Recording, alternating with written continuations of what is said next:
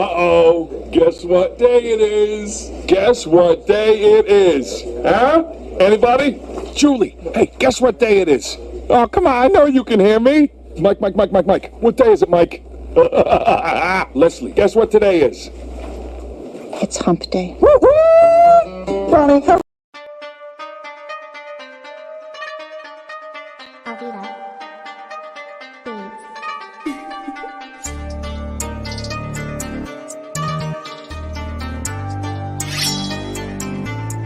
Monk.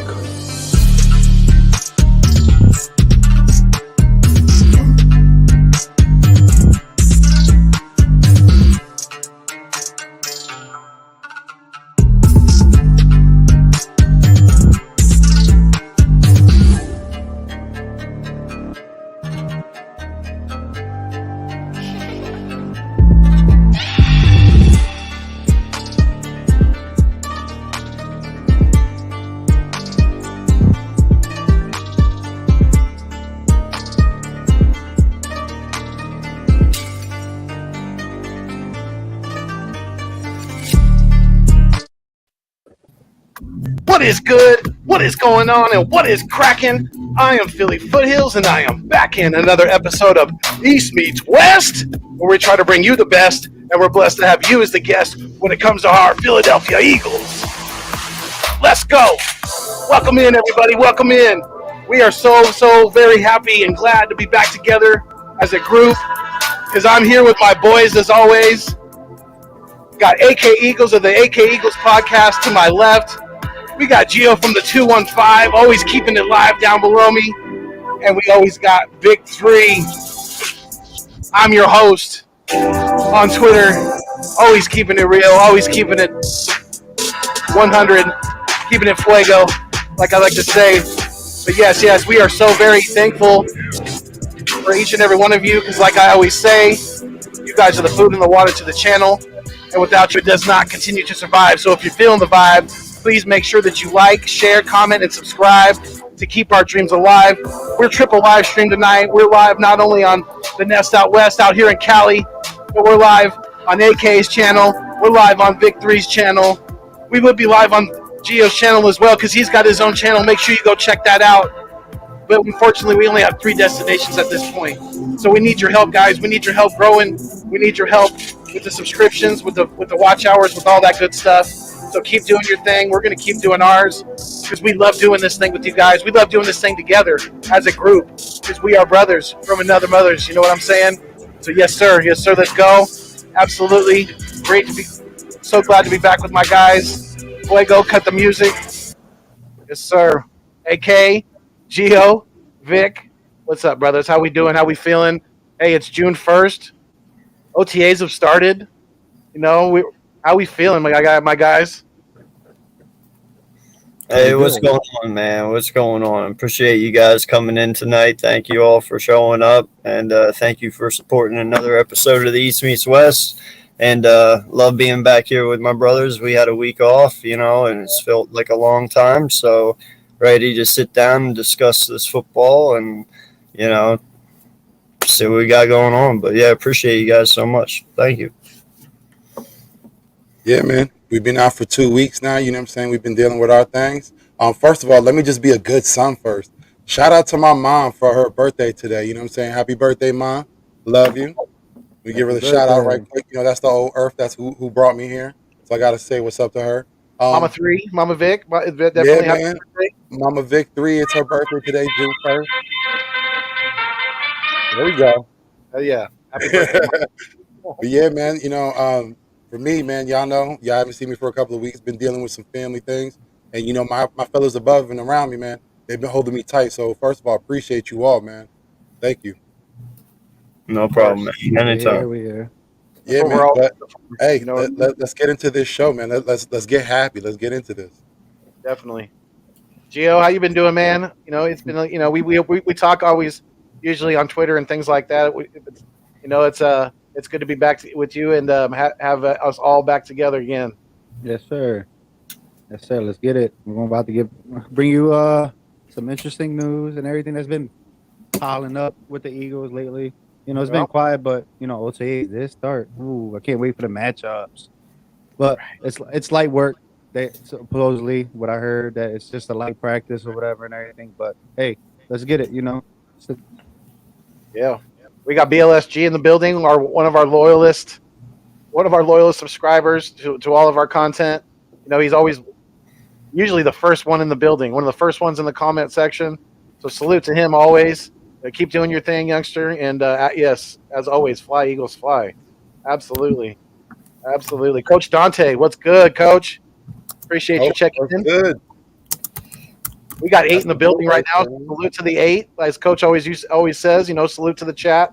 We got an Ocho in the chat right now, so that's good. That's good. Good. Nightings, always good to see Nightings. Nightings was one of my most loyalist, one of my first subscribers at the beginning. I remember Nightings telling me in a comment, back when I was first starting the Philly Fuego stuff with the wrestling mask and all that, and he's like, Philly Fuego is what do you say, my spirit animal? I think he said something like that. I was like, oh, that's pretty cool, man. I love that.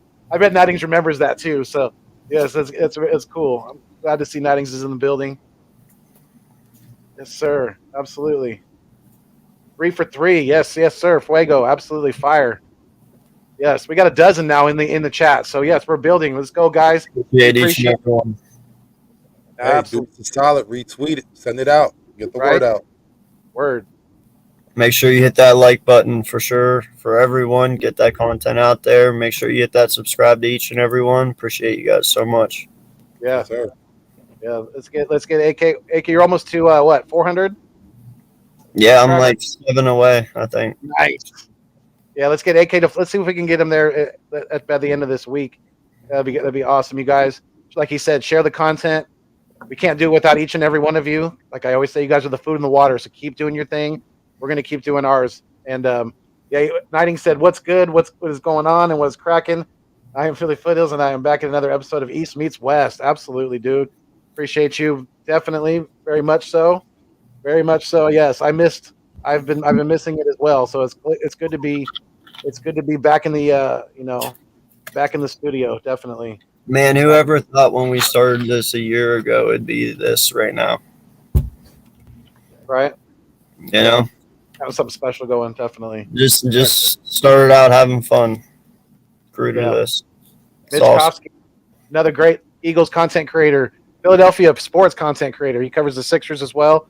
Make sure you guys go check him out. Go if you're not subscribed to Mitch, definitely do so. He's putting out lots of content, videos. Yep. He does live streams. He does play-by-play. So go check him out. He's a good dude, and he works really hard at what he does, and he deserves the accolades. What's going on, Mitch? We appreciate you sliding through. East Coast Gridiron, another content creator on YouTube. You guys go check him out. See what they do over there. It's great stuff. Great. It's a solid dude as well, and yeah, what's going on? We appreciate. He said, "What's up, guys?" What's good, my guy? That's the guy right there. That's the Thanos of the YouTube content creators, putting rationality back out there. Yeah, a great guy though. Good show, appetizer. That's what I call it. And then we do the main course at night. The late night show. That's us. But yeah, make sure y'all subscribe and y'all like these dudes. Like we're all building something here. Not just that, but it's a great community. The Eagles community is a big community, but I like how that we can all get together and do this. Yeah, you know what's crazy too, man, is he shares the same name with Coach Dante, but he looks exactly like Vic. That is crazy. He's strong, hey, but is this a coach? Is this a Coach Vic fusion? But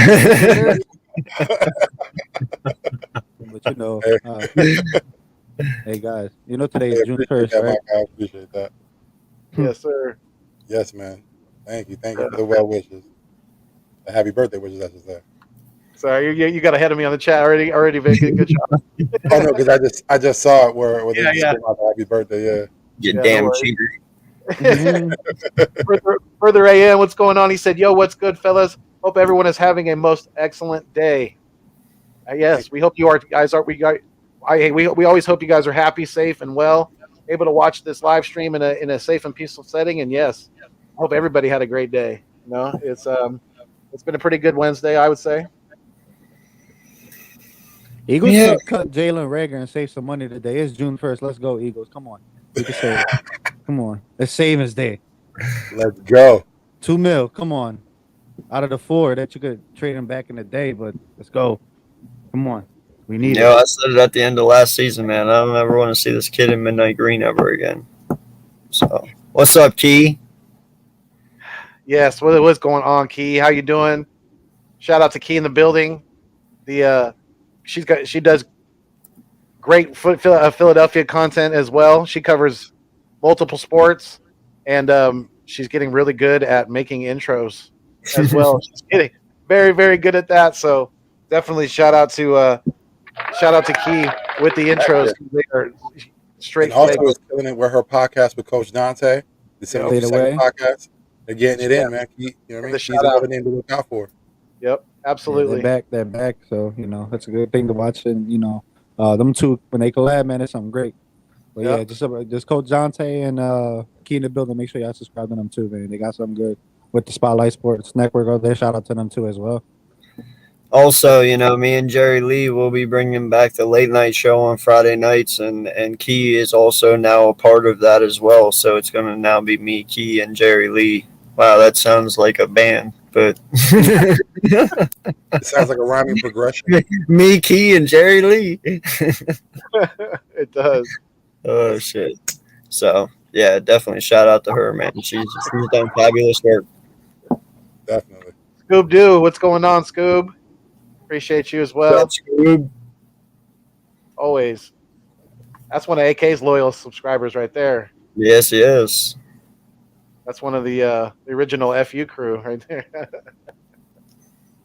there. Richie MC, he said victory, and Gio, what is the word? What's going on? Good, Richie was Going on, good. Tidings I do. Don McPherson, what's going on? He said, let's go, fellas. Hey, Don, we appreciate you. Good, Don. Very much so. You guys are always great in the chat. It's I lost my place. Damn, you guys are killing the chat right now. Shout out to the 16. Thank you guys so much. Definitely hit that like button, hit that subscribe. Thank you. Seriously, appreciate y'all. Yeah. But let's talk some football, man. Let's get into it. Gio started it off, man. We post June. We got players out there like Rager that needs to get cut. It's time to trim the fat. But it remains to be seen what the Eagles will do. They haven't made a move yet. We as fans don't want Rager here. But, just like it was said down in the comments, we don't know if he could end up having an improved season this season. So, we'll see what happens. Yeah, I mean, but like every year that I've seen on Twitter that he was gonna have a year there, a year there. It's just been the ongoing season. Why not just cut him now or trade him, save the $2 million that we have instead of getting hit with the 5 that we was supposed to? And this is an estimate because it's literally about there's a number there, but just get rid of him now. I mean, because we still got Quez Walking and we got Zach Pasquale. It's a lot of people got him on there, which I think he's gonna have a good year. He's gonna hit his not his ceiling, but he's gonna get there with the Eagles. By the way, just save it, bro. Just cut him. Bro. I just don't want Rager in this team no more. That's it. Because they're gonna put him on punt return, and that's gonna be disaster, just like it's been. Right. And Jeff Gladley, I think with the death of him, rest in peace to him. And I just found out on the East Coast Gridiron show that Marion Barber passed her. Yeah, Marion Barber passed away. Yeah, dude. So that's crazy. Only 38 years old. Yeah, it's crazy. The other dude that you mentioned, Rieger's best friend or whatever. Yeah. He was younger than that, right? He's like in his 20s, right? 24, I think. 24. That was a car crash, so I think I think Marion. When you think about it now, like all these young guys, it's very sad. There's a lot of life that's lost at a very young age, and it's tragic, man. It's like every week it's someone else coming up, and it's crazy. Yeah, dude. That I think that's gonna fuel Rager a little bit with just his workout, his work ethic, or whatever. Just losing his best friend, his brother, like he said. I mean, I want him to trade him, but then again, I'm like, what if he has that year this year, and then a lot of people are like, okay, he just builds value for him to get traded to another team that will like utilize him as a number 2 instead of maybe a number 1. I can't say it though. A lot of people got their doubts with Rager, but he'll be a number 2 somewhere else. A solid dude. And there's plenty of like wide receiver needed teams out there. Green Bay, Yeah. send them over there. Because You see the comment, yeah. Gio? Further AM's Oh. digging that hat and oh T. yeah, big fan of Zelda, of course. Oh yeah. Sir. But yeah, man, that makes perfect sense. But like I was saying when we were talking before the show, for the Eagles right now, it makes sense for them to showcase Rager. When you come into training camp, you're gonna have give him more looks, see if there be any bites. Like Gio said, there are wide receiver needy teams. Maybe we could showcase him. They might have a look, but if not, then hopefully Rager shows enough that he earns his keep here. We're talking about what we may keep 5 receivers. We know there's 4 off the bat. We might have Ward. He might be that 5th guy. He might not be. I'll be a Hightower. I'll keep It could be Hightower. Hightower again. There's a lot of receivers that they haven't had their time to showcase, and that's what training camp's about. Maybe someone outshines Rager, or maybe he shows his worth and he's able to stay. There's a lot to be seen, but I think for the Eagles right now, their best bet is to try to showcase him to see if they can trade him. Right. I have a theory. I don't know. Has anyone ever seen a picture of Richie? Has Richie ever been on camera? Richie No. MC? I think Richie might be Howie Roseman. I have a I think Howie's watching us. This is really Howie right here. He's just not ready to give up. He keeps saying that Rieger's going to improve. When? Right. What does he need? He had balls thrown right in his hands last year, and he can't catch them to save his life. It's not about. I've said this before. It's with Rieger. It's not about the physical attributes. He has those. It's about the mental with him. It's in between the ears. It was just like Aguilar. That's the same issues that Aguilar had with the social media and letting all those people get in his head and things like that. It's just some guys can't handle it, and it's kind of sad because he's probably a good shrink and a good PR person away from being a pretty productive person in the NFL, if you ask me. He just needs to go to another team and go see if they utilize him elsewhere in a different style of an offense. Maybe. Like I said, it's not working right here. I mean, he had that a year before. He had that okay season or whatever and whatnot, but it's just not him.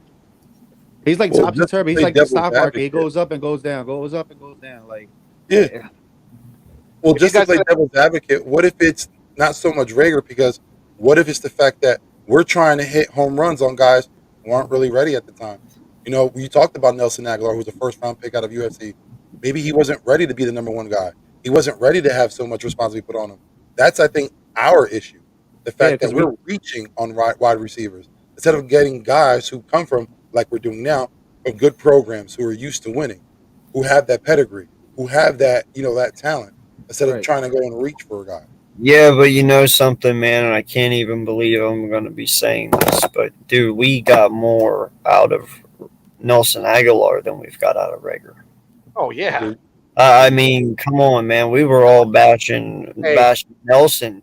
But I'll tell you what, man, I would take Nelson over Rager right now. I'm not going to shit you. I'm being straight up. Like, I probably would too. My thing is, what if the circumstances were different? If Rager didn't have so much pressure, if he was allowed to be, say, coming in as a number 3 or learning on to be, earning his keep that way, instead of off the bat becoming a starter, trying to force him into the role that he was in. Maybe his development would have been different. Maybe he could have caught on better. Man, that's the same issue with Travis Fulgham that one year when he and Wentz had that chemistry, and then when it came down to Hurts, it wasn't there. It was a mental thing, and he just got used to Wentz, and then he just went on about himself. That's it. I don't know, man. To me, with Rager's whole issue, in my eyes at least, is the kid just doesn't love football. He's good at it, but the drive isn't there. Like, you can tell. Like, and the one thing that irritated me last year was after those 2 drops after the Giant game, he sat there and he's like, what's 2 drops? It doesn't matter. Like, it means everything. Yeah, that was the most 2 important catches of the entire fucking game. They matter the most. You should have came out here and not said that. You should have been like, hey, that's my bad. I'll work on that and come back and we'll get it next time. But instead, it's like, oh, it's 2 drops. It don't happen. Like, bullshit. So, I mean, dude, he's just not built for Philly, first off. He really isn't mentality-wise. He's just not Philly at all. He does not portray us one bit. And 2, I don't know, man. Okay, so let me ask you guys. I want to know, and the chat can chime in as well. If you had a choice right now and you could get rid of either one, who would you get rid of first? Rieger or Derek Barnett? Rieger. Vic knew you're tugging at my heartstrings now. You're tugging at my heartstrings. You know where I'm going with this. No, but listen, and this is, and Go ahead, Gio. I think I brought this up to y'all in the chat or whatever. I just think that Barnett will have a decent season this year, gets value and get traded before Rieger. That's how I see it. I see Derek Barnett going out than Rieger. I see Rieger getting cut, if anything, most likely. Really? Wow. Okay. Yeah, I think listen, and you can take it as a hot take. I think Derek Barnett, Josh Sweat, Jordan Davis will have a solid year this year. Barnett leaves, we'll get capital, and Eagles will find another. They got plenty of defensive line. They'll get another one from that draft and them picks. And like I said, we got 2 more picks in next year's draft. So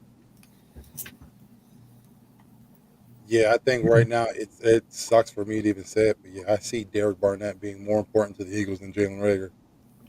Like when you think of that potential with the defensive line that we have now, although Derek Barnett, we all know, makes the bonehead plays, gets himself penalized when he shouldn't, doesn't know situational football. That's his big issue.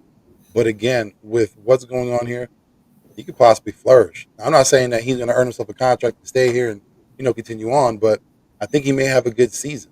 Now, I'm not trying to say, again, he's going to have over 6 sacks or anything like that, but I see him making some key plays. well, but that's what I'm saying. Yeah. Barnett or Rieger belongs in a small town market franchise. The Dolphins. No, dude, the Miami Dolphins care about their team. Dolphin fans care. I'm talking Rodgers had a hold of him. He turned him. I'm talking like a small town, like Cleveland. Send him to Cleveland. Send him to the Browns. Or something like Jacksonville, or somebody who's not as on the map like New York and Philly and the Rams and stuff. Like he needs to be a small town market where the pressure isn't as big. That way he doesn't have to. Yeah, exactly. Something like that. Yeah. And that would be good for Rieger, but he's not built for high profile type teams. That's just not his thing. That's what they was looking for in this role as far as like the Deebo Samuels. Now they don't have to do anything with him because we got AJ Brown to do that. That dude is a Swiss Army knife. We can do that. He can do it all. So I said the Detroit Lions because they literally one of the needy receiver teams, honestly, and they're just rebuilding, honestly. Yeah. If Rieger gets traded, Wars will be here. But like Ward, I don't know if he meant Ward. Maybe I think that's what he's talking about. Oh, okay. Ward. Yeah. Gotcha. Yeah, like I said, we still got Greg Ward. We still got John Hightower, which I'm still high on him, but he's just been on the practice squad. And I heard, correct me if I'm wrong, Pete, I put it in the chat because I've been out of football for a while. I heard there was a new rule that they changed the practice squad roster now increased from what I heard. That's a possibility. Yeah, I don't know specifically, but yeah, that's probably a possibility. Yeah, I don't know for sure either. Yeah, we got fact check Gio on it right now. I think I did hear. What is it? 4 extra players or something like that? It's some crazy. I just be seeing these retweets, and when I go click on the link, I want to make sure it's an official source and whatnot.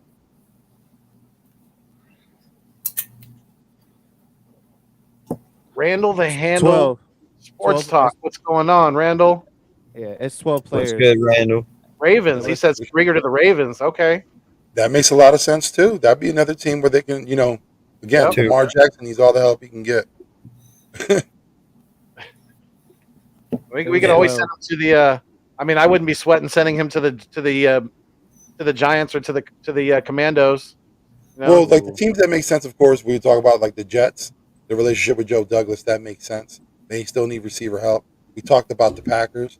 They still need receiver help. The Detroit Lions still need receiver help. There's a plethora of teams out there that are looking for a receiver.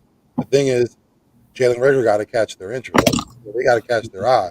So that's why I was trying to say, like, it benefits the Eagles to try to showcase them a little bit if they really want to move on from them. Yeah, because trust me, if they're going off his highlights from last year, it does not benefit him. Right? Absolutely not. That's the doubt. No doubt. No doubt. Yeah. What's going on, Moochie Robinson? Oh, Appreciate I you. see it here, Gio. It looks like Gee. 14 to 16 players. Yeah, I 14 to think 16. East Yeah, Coast put it down right there. There you go. Appreciate you, my guy, for the info. Yeah, I knew I seen it because it used to be 12 at the 2021, and I'm over here going crazy looking for it, and I don't see it. But thanks a lot, East Coast. At first he said Yeah. 16 to 18, but no, he's now it's Yeah. 14 to 16. What's Yep. good, Pablo? Pablo Gary's in the building. What's good, Pablo? I appreciate you for coming through. Absolutely. Let's get AK to 400. Yes, please, please, you guys.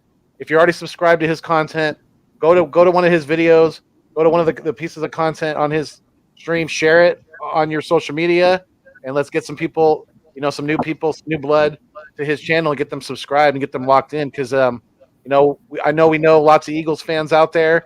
Even they don't even have to be an Eagles fan. They could be a Cowboys fan. They could be a fan of whoever. Just bring them to the content because we got big things coming, and there's nothing going to stop AK from getting his channel monetized. So we just got to help him get him there. And the more we do it, the faster he's going to get there. So yes, sir, absolutely. We appreciate you, Pablo.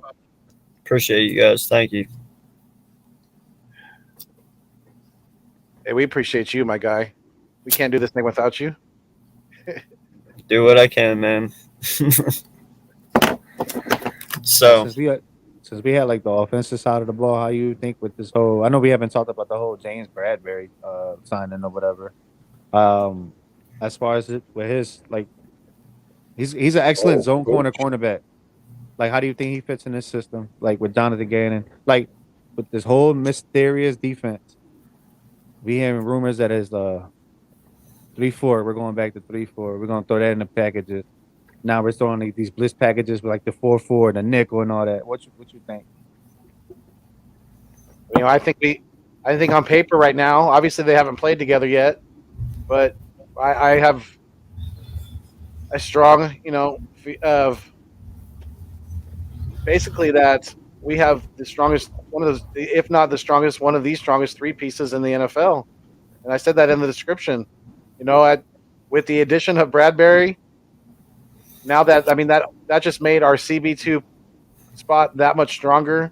I wasn't too worried about it with Tay and Zach behind that. But that to me that just means that we have more depth at that position. So I think. What do you guys? Do you think is there a better 1-2-3 combo as far as corners in the NFL than we have right now? I got two just off the top of my head, and I'm gonna have to give respect to them. I got the Dolphins and I got the Ravens.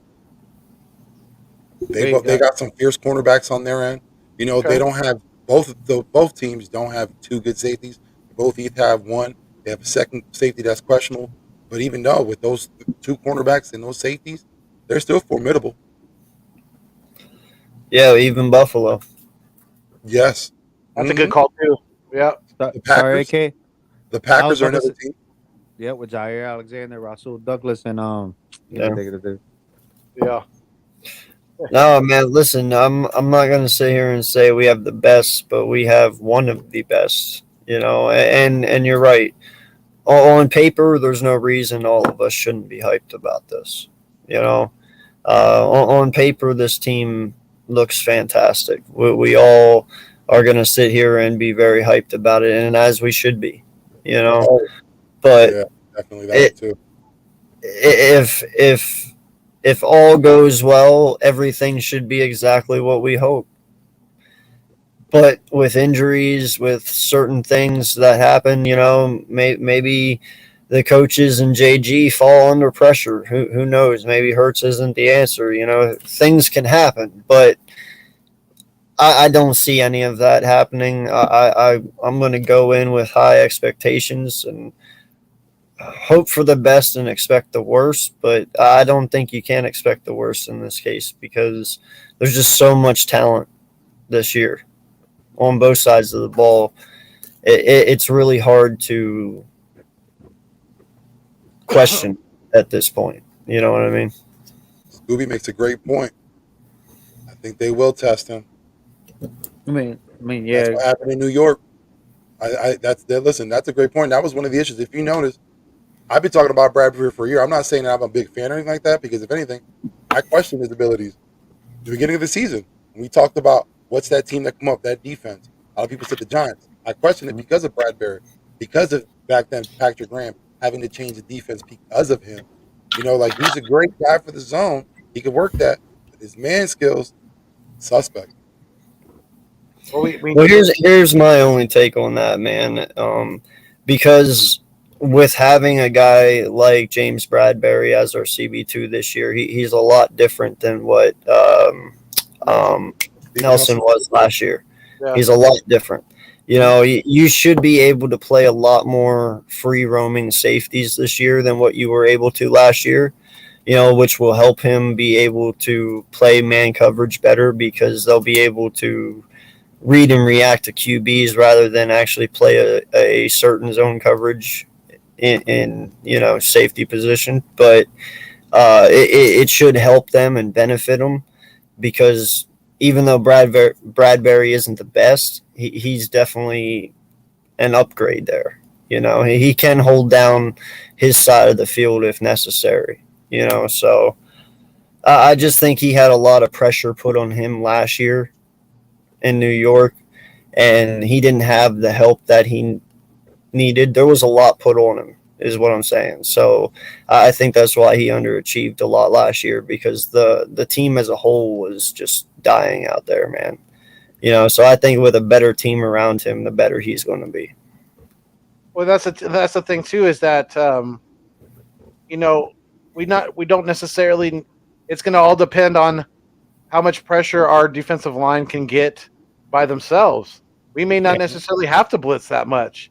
If we're getting pressure with the front, whether it's a 3-man front or a 4-man front, whatever we're running, or even a 5-man front, which I've heard possibilities of, which is kind of crazy to me, but it'd be really kind of fun to watch, I think.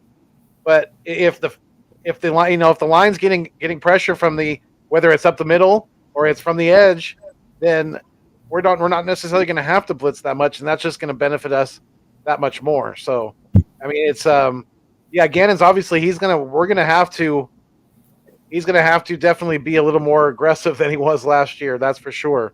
But I mean, look what he was dealing with, and look how much we've improved in certain spots, and especially at linebacker. We've vastly improved at that position now. Vastly improved. I'm so glad that Noodle Arms is gone. Yeah. Because you got he's 6'1", honestly, James Bradbury, and then he's number 3 in NFL for pass breakups last year. Because this is the new season or whatever, but he let up 679 yards and won 7 touchdowns. He got 4 interceptions this year. So, I mean, you gotta do that. Got the eye for the ball, but I mean, giving up 7.4 yards, he's got to step up better. And I hope Jonathan Gannon can shape him up and be better at that. Well, he has proven that he can make corners better. He did that in Indy. So I don't. What's that? He did it with Maddox.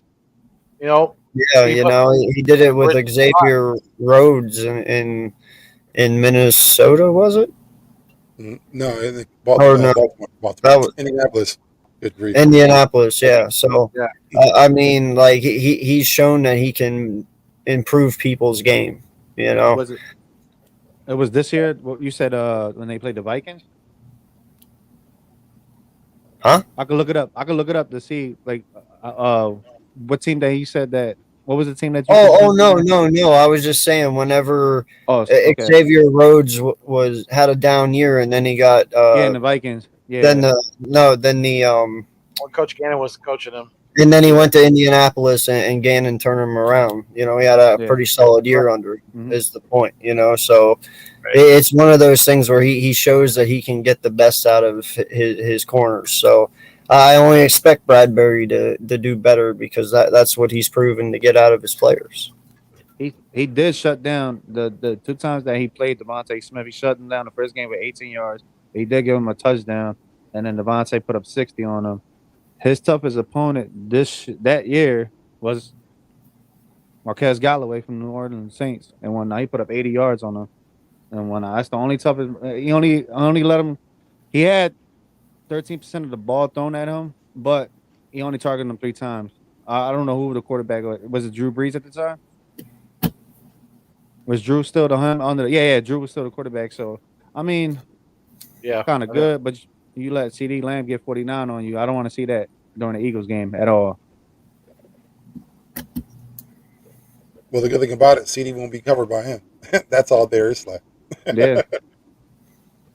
Correct. I'll say this though, it isn't like AK said, it is an upgrade, but I think because we've been away for a while, we've heard the takes that were being said.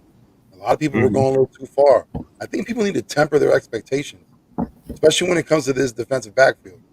We're talking about a team that still has question mark at safety. I know a lot of people are high on Epps. Again, we don't know. We have Bradbury. That's another question mark, though. It's a good signing. When it's all said and done, contract looks right, but can he perform? That's still a big question mark. A lot of people aren't really looking at that. Well, when given the opportunity last year, Epps did a pretty damn good job. So for me, I'm good right now. I don't think we need to go out and get another safety. Do you guys really think we need to go spend more money on that position? I mean, from no, what we're I good was with the looking at, young. That's the I thing. don't think we necessarily have to, but if a player that is within good price, it comes up and we know that's a better player, make the move. Isn't the point to have the best player on the field? Right. But yeah, I mean, obviously, but depending on what it's going to cost. Yeah, that's what I'm saying, within price. Yeah. Like for instance, say you start out with Marcus Epps at the beginning of the year, and you get to week 7 and you realize you're winning games, but your weak point is your safety position, aka Marcus Epps.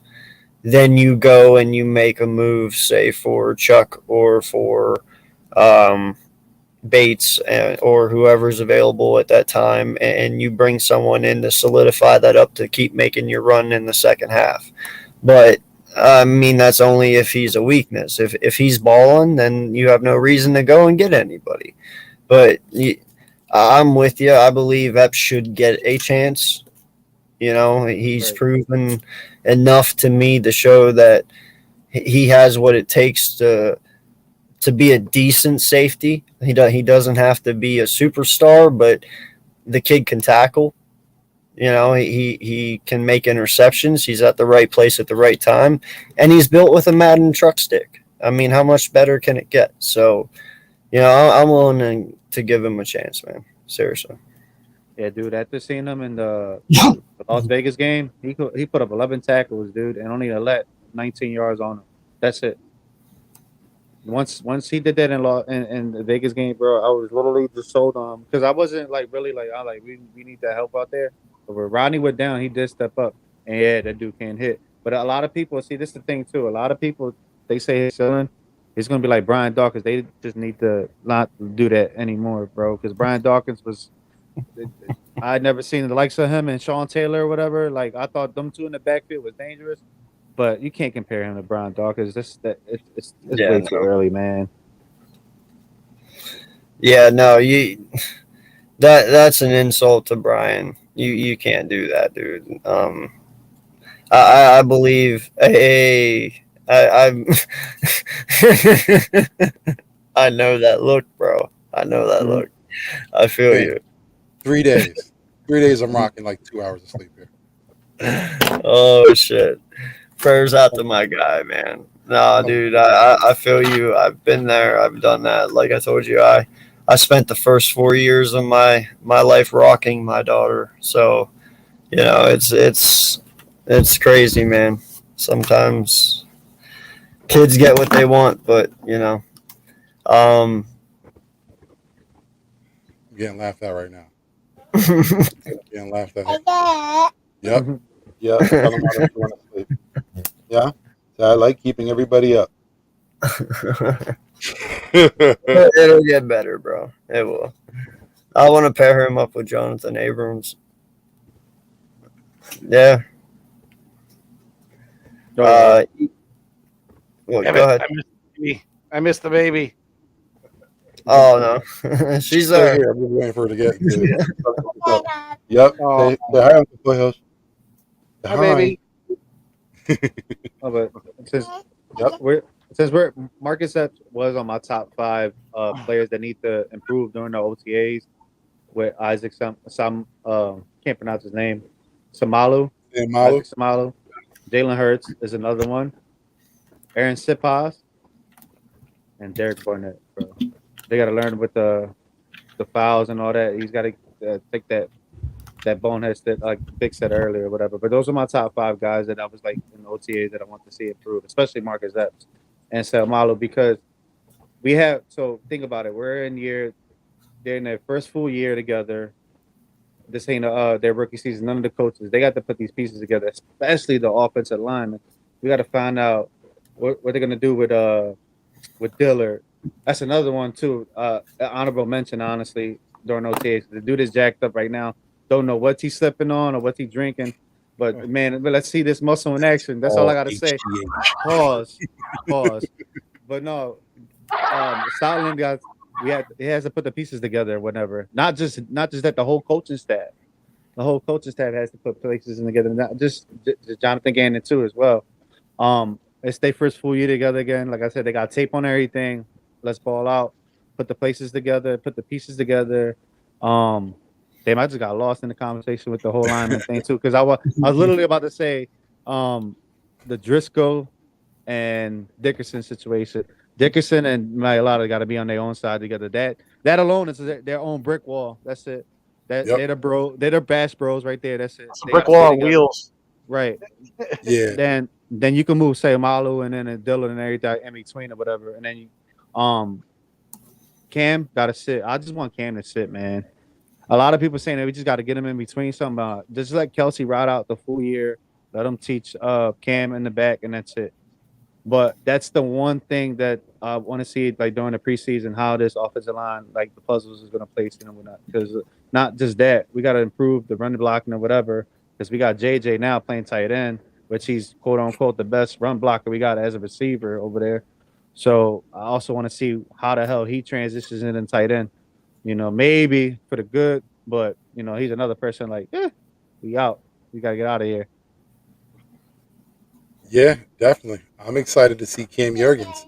If he's able to work out, you can keep that tandem of Dickerson and Mailata together. We already know that's a brick wall. I'm looking high on Sam Allen. I think he's still a great player. I think he can fill in that role. That is his spot. I don't think anyone's going to beat him out, no matter who it is. Again, for me, Jurgens, Jurgens, however you pronounce it, if he works out, beef jerky.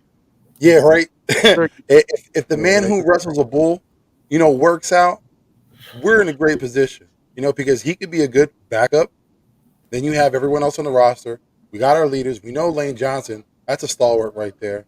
I think him and Sayamalu together, listen, our front line is going to be formidable. And we all got the scientists, the man, the heart of the team, Jason Kelsey at center. So, that's going to hold us down. Yeah, he's definitely going in Eagles Mount Rushmore. Damn, there was another thing that you had sparked my interest. The leader. Yeah, exactly. Oh, and he should be in a Viking show, matter of fact. But since we're in the leadership now, this is the biggest question going to the Eagles. Who is going to be the voice of the defense? Who's going to be the captain, like Sparkling?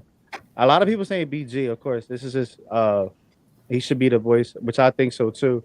But don't you think a young cat should do it, man? I think BG's like our enforcer. Like you see him, he's the one. Right. John, As soon as the game starts, he's John. He's coming at you. I think it's time for Slay to come through. You know, he's been on the team long enough. We've always said it. He's one of the guys that are captain, but one of the things holding him back was his longevity on the team. He hasn't been here that long. Hey, we 3 years in. He's at that captain role. It's time for him to speak up. And I know he does, but again, he can take ownership of it now. Yeah, because he can talk that walk. And not only that, he's just highly respectful around the NFL too. With And other to say, corners, not just that receivers too. Yeah, I mean, he could talk that talk. I mean, we see him and we talk got that a talk on rookie Twitter. back there with Kobe Dean. We've seen him. He knows how to captain the team. He knows how to get in his players' face and let them know what they're doing wrong. Yeah, And I'll give you guys one. A little abstract, but I'll give you one. Maddox. Like it. That's Yeah, a he's. hot Always, take, I mean, bro. he's never a quiet dude. You know, he likes to jaw on the field. He definitely likes to let his presence be known. So, you know, that is a pretty hot take right there. I like Captain Strap. Wasn't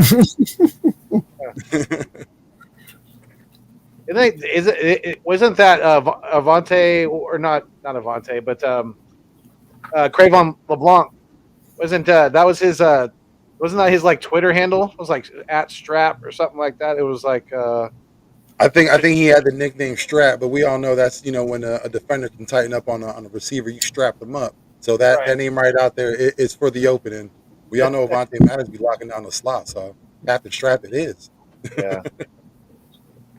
Yeah, I don't. It's going to be fun to watch Avante against Quez in the slot at in mini camps, training camps, things like that. So that's going to be fun to watch them battle. Man, I'm telling you right now, dude. I know a lot of people are talking about 1,000 yards receivers right now. I would not be surprised if Quez is your 1,000-yard receiver this year. Can I just say a hot take? I don't think anyone's going to hit 1,000. Not that it's going to be a bad thing, but I don't think anyone hits 1,000. We might have 3 close. I'm talking about a 900, an 800, and possibly another 800 in there. But I don't know if anyone's going to get 1,000 and spread the ball around. No, dude. I think I'm gonna be honest with you. I think Dallas Goedert gets more of the receptions this year, bro, than all the receivers put together. That's a hot take right there, break bro. 1,000 to be him, but that's I one think of the the guys. connection with him and Hurts is gonna be there. It's just cause it's not that, bro. Like literally, they're gonna defensive minds they're gonna be like, okay, they got Devontae Smith on this side. They're gonna line up Quez, or they're gonna line up Zach Pascal, or they're gonna line up Rager or whatever. They're gonna just trying to focus on the receivers, bro. But what about the tight ends? Oh yeah, the middle of the field's gonna be wide open. Dude, I think Dallas Goedert. I think he'll get majority of touchdowns. You know, I'll say he'll get like 11, but he'll get more of the touches. Especially if AJ and Jalen, really pop off at the beginning of the season, and they start double teaming AJ at certain points. Then yes, the Goddard and Devontae are going to eat. They're both. Devontae Smith could have a big year too, just for the mere fact that AJ is going to garner so much attention. Quez is going to get his pops here and there. Well, yeah. I mean, I was just sitting there thinking, man. I mean, when you look at how this team's designed, if you got people double teaming AJ, all right, then you have Dallas Goedert that's going to just creep around in the middle. All right, so you're going to either have to drop your coverage to stop Goddard, or you're going to have to lay him back to stop Quez. Well, in a defensive person's eyes, you're going to sit there and you're going to be like, well, you're going to doubt his arm and his accuracy because that's what everyone's doing right now. So they're going to go with Goddard, which is going to leave Quez open over top, and then he just lays it in there, touchdown. But, I mean, how many times are you going to honestly get away with that before they start covering you deep? So... Right. That's when you see those fine feet working Schmitty going to work. It'd be funny if Miles takes that energy that he said, that negative energy that he was going through, like him not being a guy back there, and if he gets all-purpose yards, 1,000 all-purpose yards, man, you would think they'd keep him? Oh yeah, I think they would. I think they would keep him. That's what I mean, because he is.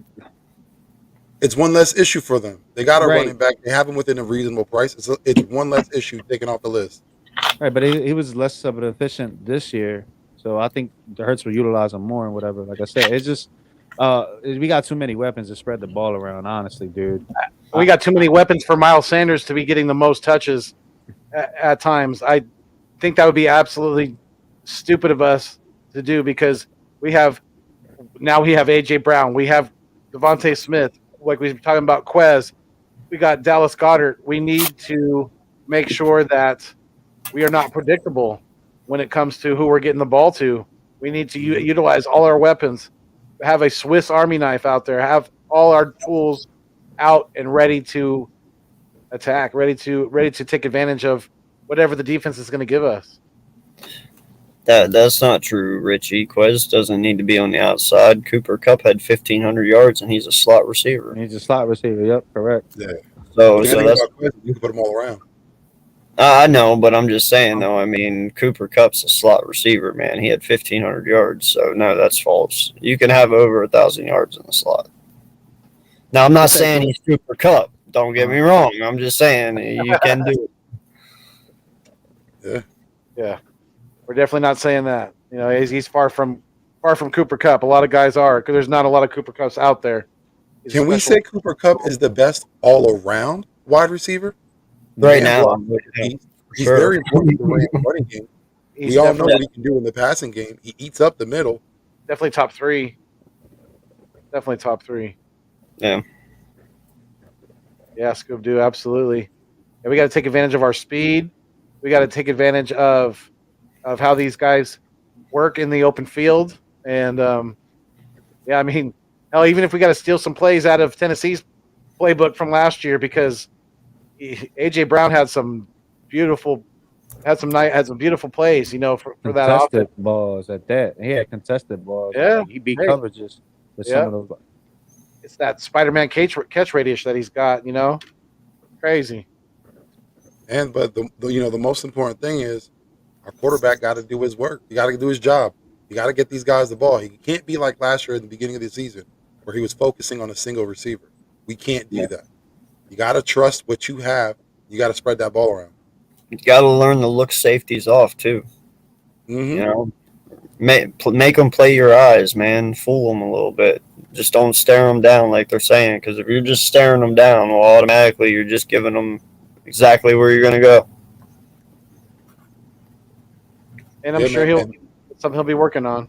No question. Oh, yeah, no, dude. He said it in the interview. He's like, listen, the slot is definitely a lot different than it is in the outside. He's like, in the slot, there's a lot more dodging and weaving. He's like, you got to be precise with your route running. He's like, it took me time to learn how to get in and out of my routes when he was in the slot because it's a little more complicated. He's like, but that's what slowed me down. He's like, as I keep going, he's like, I'll get faster. So I have nothing but confidence in Quez in the slot, man. As soon as he gets good route running in the slot and he knows what he's doing, this kid's going to murder a lot of people because there ain't no safety or linebacker that's going to be able to keep up with Quez. Big facts. Yeah, Richie's spot on. I personally think he needs to work on his route running. Mm-hmm. His release is good. He has one of the fastest releases, and then you can check it on the player stats or whatever. Anyways, yeah, his route running in basura. So he's got to like. I just thought too they could utilize him outside too, and put Devontae Smith in the slot because dude's a route guy already. So we got so many defensive schemes. Like Foothill said and whatnot. I'm getting airhead again and whatnot. I just keep thinking of these plays, bro. Like you got to think about it. We have like all these tools. He could utilize them. Gainwell is ready, bro. Right away, Richie. He's literally going to be one of my studs this year. He's going to be one of my players that are to be watched this year in offense. Besides like Devontae Smith, but Gainwell is going to have like a good year this year. I mean, well, let's all be honest, though. Gainwell is not ever going to be our future 3-down back. Like, he is a change of pace back, period. That is what he is, and that's what he will be used for. He'll be Miles Sanders' backup. I promise you that.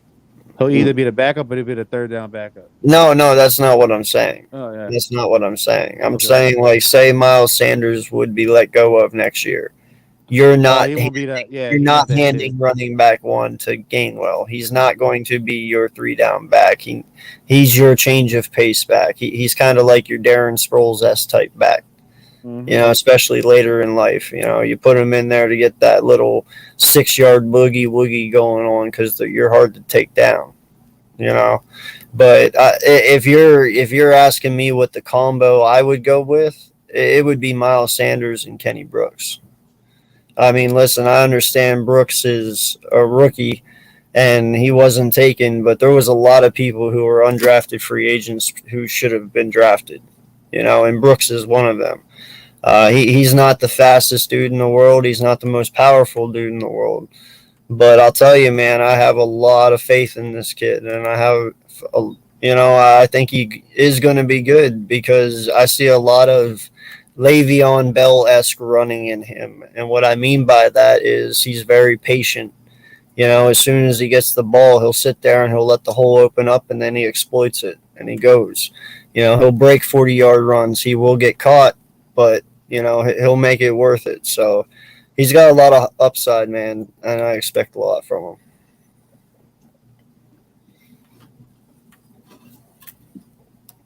No one on that one? I don't know. I'm just strolling on the news or whatever, and the notes that I got here too as well, with OTAs and everything. Well, actually, I was thinking about something because, you know, we all mentioned the Ravens before. We're talking about the running back position, and I don't know why I can't. I'm trying to look up his name, and I don't know why, but he started for the Ravens last season. You talking J.K. Dobbins? No. Dobbins got hurt. It was the rookie that ended up playing. Edwards. Gus got hurt too. Bateman. Rashad Bateman. Because he's not even on the team right now. No, halfback. It's No. I know who you're talking about because I had him there for a little bit. It was I want to say Williams. Yeah. But I don't even think he's on the Ravens squad right now. Like, he played pretty good. He had some drops, but for whatever reason, I don't see him on their roster. So I'm just like, listen. Check the practice squad. One of the things that we have issue is that I feel that, and I don't want to say specifically a power back, but we're going to need a running back that can get you that tough yard. Right now, I don't see that person on the roster. I know Miles ain't it right now. I'll give you an idea, but it'll never work. Who's that? Listen, man, I have a theory that I don't know when it's going to happen, but I believe that Green Bay is eventually going to trade either Jones or Dillon because they are both like a year apart from one another. They drafted each other pretty much back to back, if I'm not mistaken. They both can't get paid, and they're both coming up on contracts, so they're going to want to unload one. You know, listen, I would take A.J. Dillon in 2 shakes of a lamb's tail. I wouldn't even ask questions. I wouldn't, hey, whatever. I'd do it. Dude, you would pair, if there was some way somehow you could pair A.J. Dillon with Miles Sanders, oh my God. But I don't think Green Bay would move Dillon because I think for the past, couple of seasons, they've been talking about moving Jones.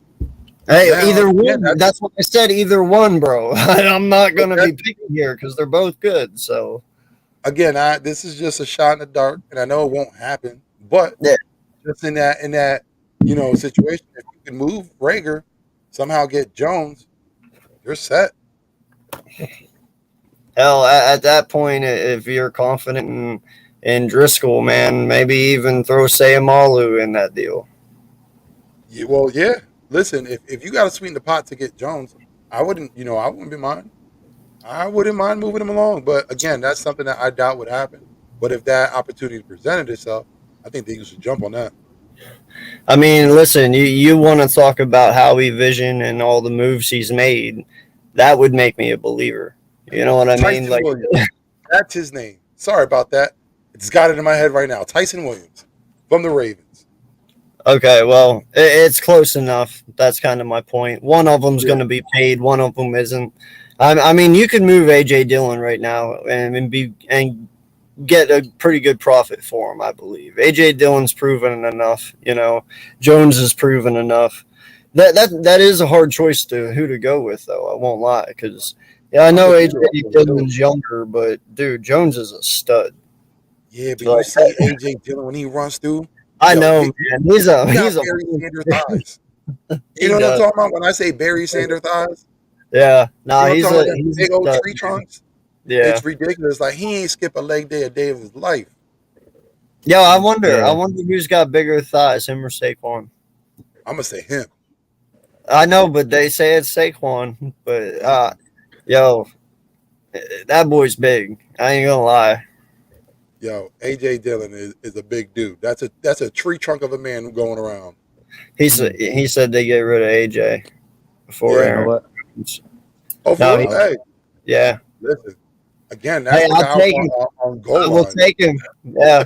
Hey, dude, and you know who else I feel that way about? Say somehow, some way, for some instance, ETN starts off and he does really good, and Doug gets it under his mind there that he wants to put up James Robinson. I'll take Robinson as well. Like I will not complain about that either. But the thing is, if Robinson's over here, then you have a serious problem at running back, because Robinson's going to fit in more to that number one role better than what Sanders does.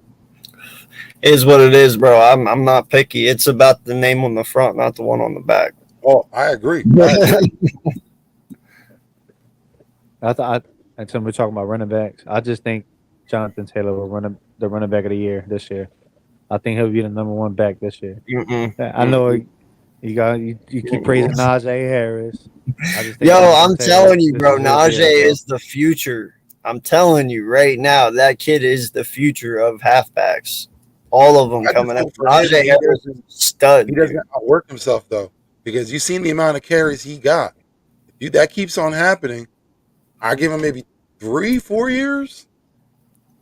I told you, man, it's built different. He's a mini Derrick Henry, so we'll see. But Najee is going to be amazing for at least 4 years, at least. I agree with Gio, Jonathan Taylor. Yeah, he's going to be a problem this year. You got Matt Ryan. He's never really had a running back. You give him that, decent offensive weapons, good offensive line, great defense, they're going to be a problem. I don't care if the kid's balanced, East. I just love how he runs, man. He's a violent runner. No, I love the fact that he's balanced. He can do it all. Yeah, he's a phenomenal talent. Jacksonville lucked out. I mean, listen, let's be honest. If James Robinson went to any other team, this kid would be definitely like one of the ones talked about, right next to JT, at least. It's crazy how he's not talked about now. I think it's just for the fact that he's from Jacksonville. Like, he had a great rookie season. This year he was a little hurt, but still played well. Yeah. No, dude, listen, I had him his rookie year in fantasy, and I fucking loved him. Mm-hmm. Like, dude, he did wonders for me. He was getting like 20 points a game. I love me some James Robinson. I'll probably have him in fantasy again this year, if y'all don't snipe him from me first. Fantasy football is coming up. Hey. I know. Listen. Woo, you don't even understand. I know I lost in our league, but I'm going to still champion him, with my good friends. And I get that bell soon. Oh, I'm going to parade it on their faces so much. Everywhere they see me is going to be right there. Yeah. I mean, dude, fantasy football. Who was that one that got that? Who was that player that got 60 points? I had him on the damn roster, bro. That would have been Joe Burrow. That was Joe Burrow that put it up 16. And that's how I won my championship. Joe Burrow, the last 2 games, killed it. I think he had 50. I think he had back-to-back 50-plus games. I had him benched, and it was like a quickly costly mistake where you had a certain amount of time to do it, and I forgot it was the championship round, and that was a costly mistake. But like I said, Jonathan Taylor would be the number one back, bro. Yeah. Number one fantasy back? Do you think he'll be the back in general? Do you think it'll be a tough, race with Derrick Henry? Because you got the King coming back and he's healthy. No, I don't think the King will put up 1,000 yards this year.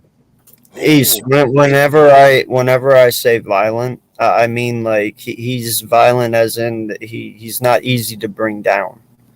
You know, he will make you work for it. That's what I mean by violent. Like there's elusive backs, you know, who can escape and juke and jive and get out of the way, but you know, some backs are easy to bring down. In my opinion, Robinson is just not one of those guys.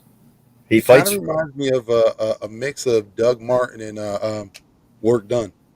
Yeah, Ooh. He yeah, got that muscle hamster, you know what I mean? But yeah. and when I mean balance, I mean like his footwork.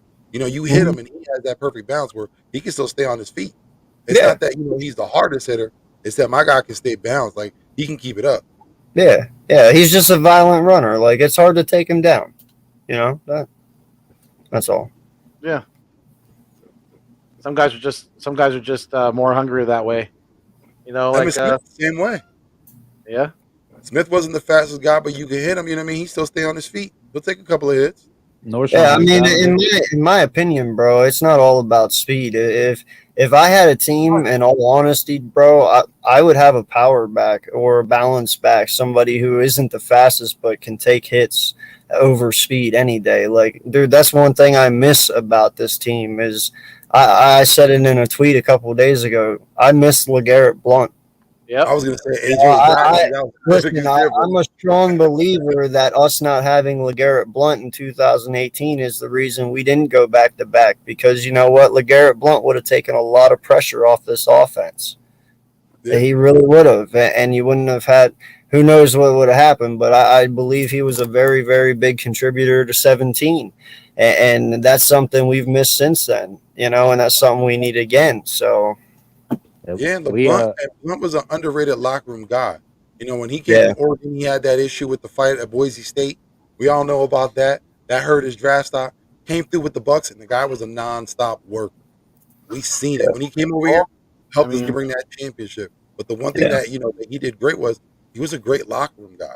You know, when he came over with them rings and told the yeah, team, "This is what you can get if you play a certain way." You know, he kind of did bring over that Patriots way of conducting yourself, and that's yeah. what helped us win that championship. there's a position on this team that there's going to be some attention on it with the OTAs. You know, at the tight end position because there's guys like we Jack Stoll. You know and, that could be and Grant fighting for and a roster spot and like we've talked about before. Maybe we need to explore more packages where we have a fullback. You know, we have a lead blocker for our running back out of the backfield. So maybe that's a way that one of these guys, like a Jack Stoll, can make the roster as as the second or third tight end. that's why we Dude, got does anyone know if the kid from SMU played fullback? Or what is it, Caltera? That yeah, was that's his what name. I'm just about to say. Yeah, he Yeah. he did at What's one his point and he switched from there. Yeah, that's why I said that they brought him. Yeah, Grant yeah, Caltera? Yeah. Yeah, yeah. Calcaterra. I don't know, man. I'm not gonna lie. That kid kind of scares me a little bit, but that's just because of all his head trauma. Calcaterra, he's had concussion issues. Yeah, I mean, Pretty rough. listen, I'm never doubt the kid. You know, effort is everything to me. You know, but Okay. don't know. Not another team movie yourself, bro. Seriously, The like Right. thing is, when I was looking at tape at him when we did sign him, I mean, he's more of a receiver than a blocker. I've seen him try to block, Yeah, but they shut him a couple he times or can't whatever. block. But he's a solid receiver though. Like He's he's got to more of a improve his possession blocking. receiver. Yeah, We have a lot of tight end depth on this team because we got D God as the number one. You know, with Richard Rodgers, we have him. He's got a lot of experience we got and Jack he's had Stoll. some success. you can't forget Jackson, man. I know Yeah. he's had his injuries, but you know what? Yeah. This kid is still young. I mean, he can still come out. I know he's going to be gone half this season, but I mean, he's shown promise when he's there. We'll see what happens, though. Yeah, Well, for him, I don't know if you should even rush him back. To be honest, I wouldn't. like I he's a really kid wouldn't. that maybe just for this season because of this injury, because of how late he'll be coming back. Might Yeah. want to stash him. Might want to stash him. Let him get real healthy for next season. right. Well, I mean, unless he's just showing you some remarkable shit and you just can't resist. You know what I mean? But Yeah, but last year he had came back from injury, then got himself injured twice. So that seems to be he can't get himself right. So let's afford him the time. Yeah, he's going to have to hope he has that on his side. You know, maybe So we get him have him on the practice squad. I think since we're talking position battles, I would think Dean will be a bigger threat to T.J. Edwards and the other guy we had, That Dion Taylor. Devin Taylor. Yeah, Yeah, Devon Taylor. Yeah, Devon Taylor. There you go. I just think Kobe Dean will win that position, and then it's just me. Honestly, I just think he's more of a bigger threat for T.J. Edwards. Um, I see T.J. Edwards getting more of the reps in practice or whatever, but I just think Kobe Dean will be taking that position. If not, like I said, I just see him playing more snaps than T.J. Edwards. All I pray, and I swear I pray this every night before I go to sleep, is that White is not another Wilson. Oh, Kaiser. Let's just be truly honest, and I'm being realistic about this. This is pretty much the same damn thing Wilson did the year before we signed him. That is exactly what White just did. So I'm praying to God it's not another White or Wilson situation. Like, I have a lot of hope for this kid, just like I did Wilson, but prove us right this time. And his head seems like it's on the right place. So we'll see. Well, with Wilson, he was more of a special teamer who had a decent season, and we just again made a reach, thought we can make something out of him, and it was a bad move. Kaiser White, I think, is totally different. You know, the guy's been working at linebacker, again, has the experience of safety, lock down those tight ends. I think he's I going to work know. out. I hope. I hope. I'm praying he does. I can't wait to see. I can't wait to see him and Jordan Davis both on the field. Jordan Davis gives him a little look. Jordan Davis blitzes to a certain gap, and then he's probably going to get double teamed more than likely. There's not a whole lot of offensive linemen in the league. They're going to be able to stop Jordan Davis one on one because this kid is he's a physical freak basically. I mean, he's a freak of an athlete, and the Kobe Dean they worked so well together at Georgia. Kobe Dean's just he's gonna fire in that gap, blitz right up the middle. You know, either stop the runner in the backfield or get a sack because it's those two are going to be working well together. I can already see it. It's going to be a beautiful thing. Yeah, I cannot wait to see Jordan Davis, man. I listen. I've been talking about this kid for a long time now, and I'm happy he's on our team. But I know there's a lot of people out there that doubt certain things about him. But hey, I think he's going to prove everyone wrong. This kid is going to be phenomenal. I would hate to be an offensive lineman that has to block him. Seriously. You know what I'm excited to see? If we do it, that 5-2 defense. You're going to have a beefy line coming up. Yeah. Pick your poison if you want. Milt, Jordan Davis, Fletcher Cox, and Right. Hargrave. Can you imagine? Can you imagine? That means that so if they run a 5-2, that means that more than likely Jordan Davis, Fletcher Cox, and Javon Hargrave would all be on the field at the same time, and they're all going to be getting a one-on-one matchup. Let's go! It's time to eat. That's the beef. That's where's the beef front. That's what we're gonna call it. So where's the beef front? Where's the beef? I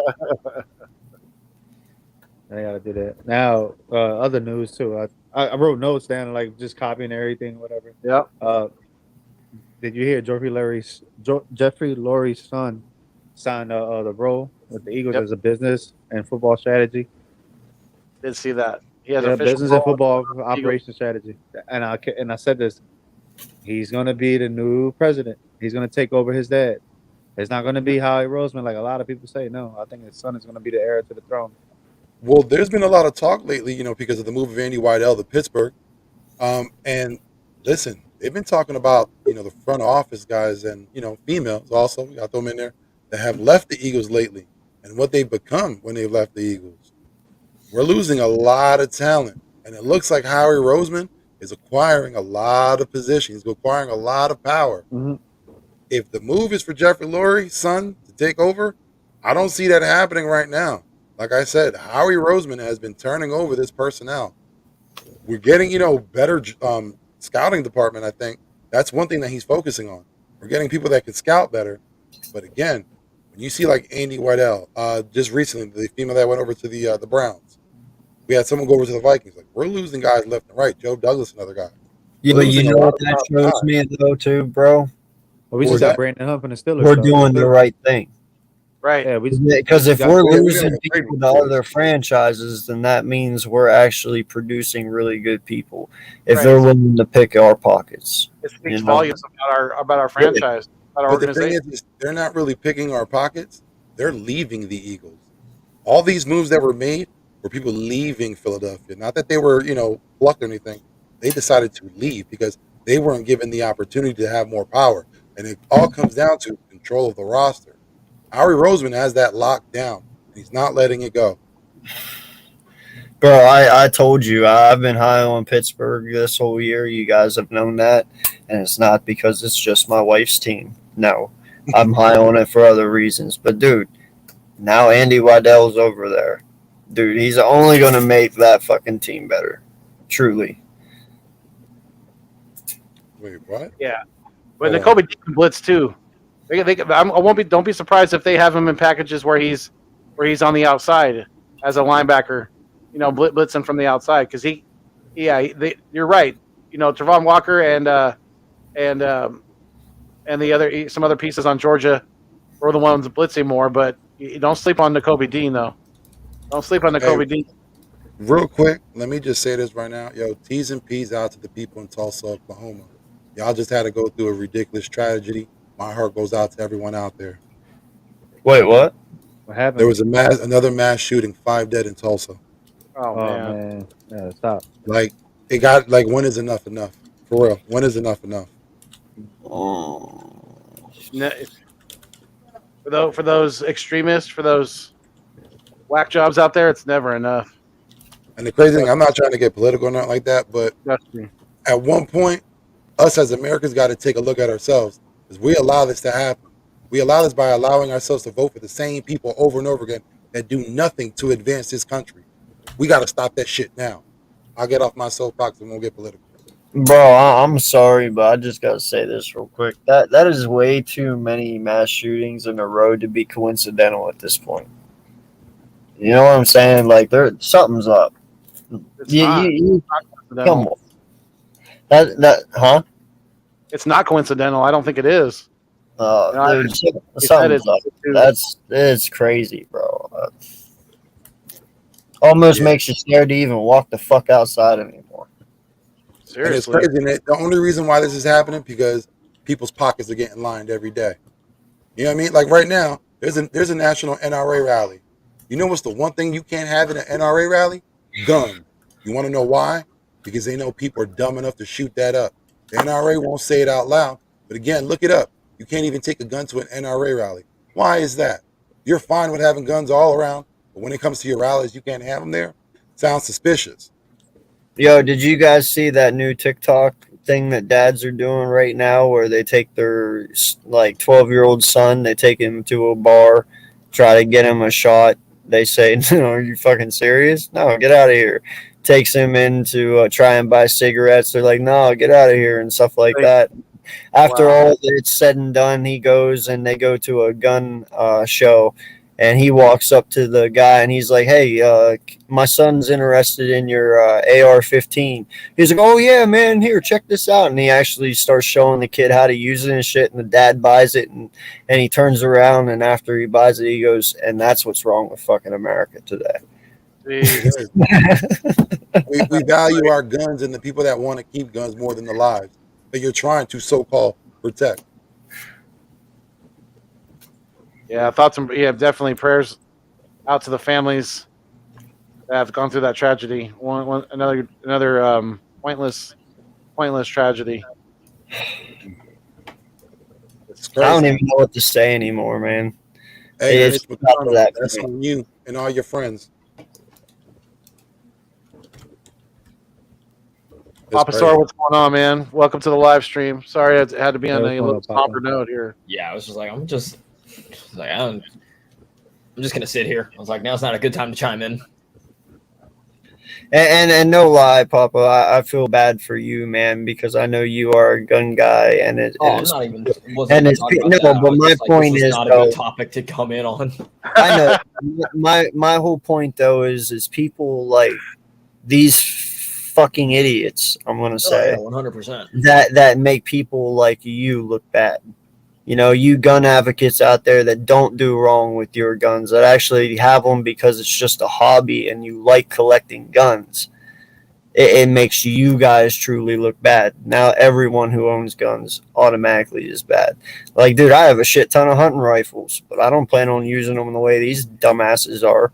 Like that's. But the thing is, I just want to say, it's not the people that have guns. They're not the problem. It's how accessible guns are.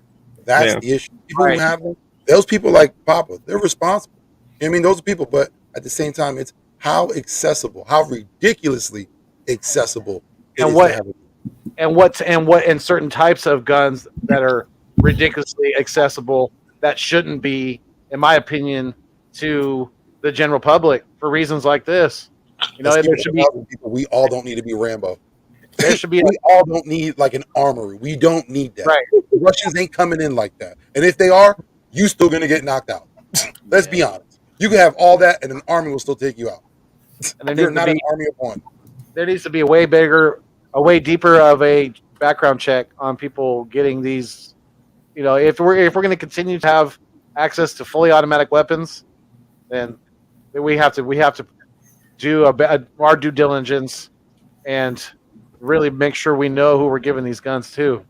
And listen, I'm gonna be honest with you guys, 100%. If you would have talked to me about this shit 5 years ago, I was 100% behind the gun people, like Papa. Like, nah, man, no, fuck that. You know, they have that right. It is their right to have them. So, you know, if they have the money and they have that luxury and they can afford to blow money like that, well, I'm just being a jealous asshole, and that's why I don't want them to have them.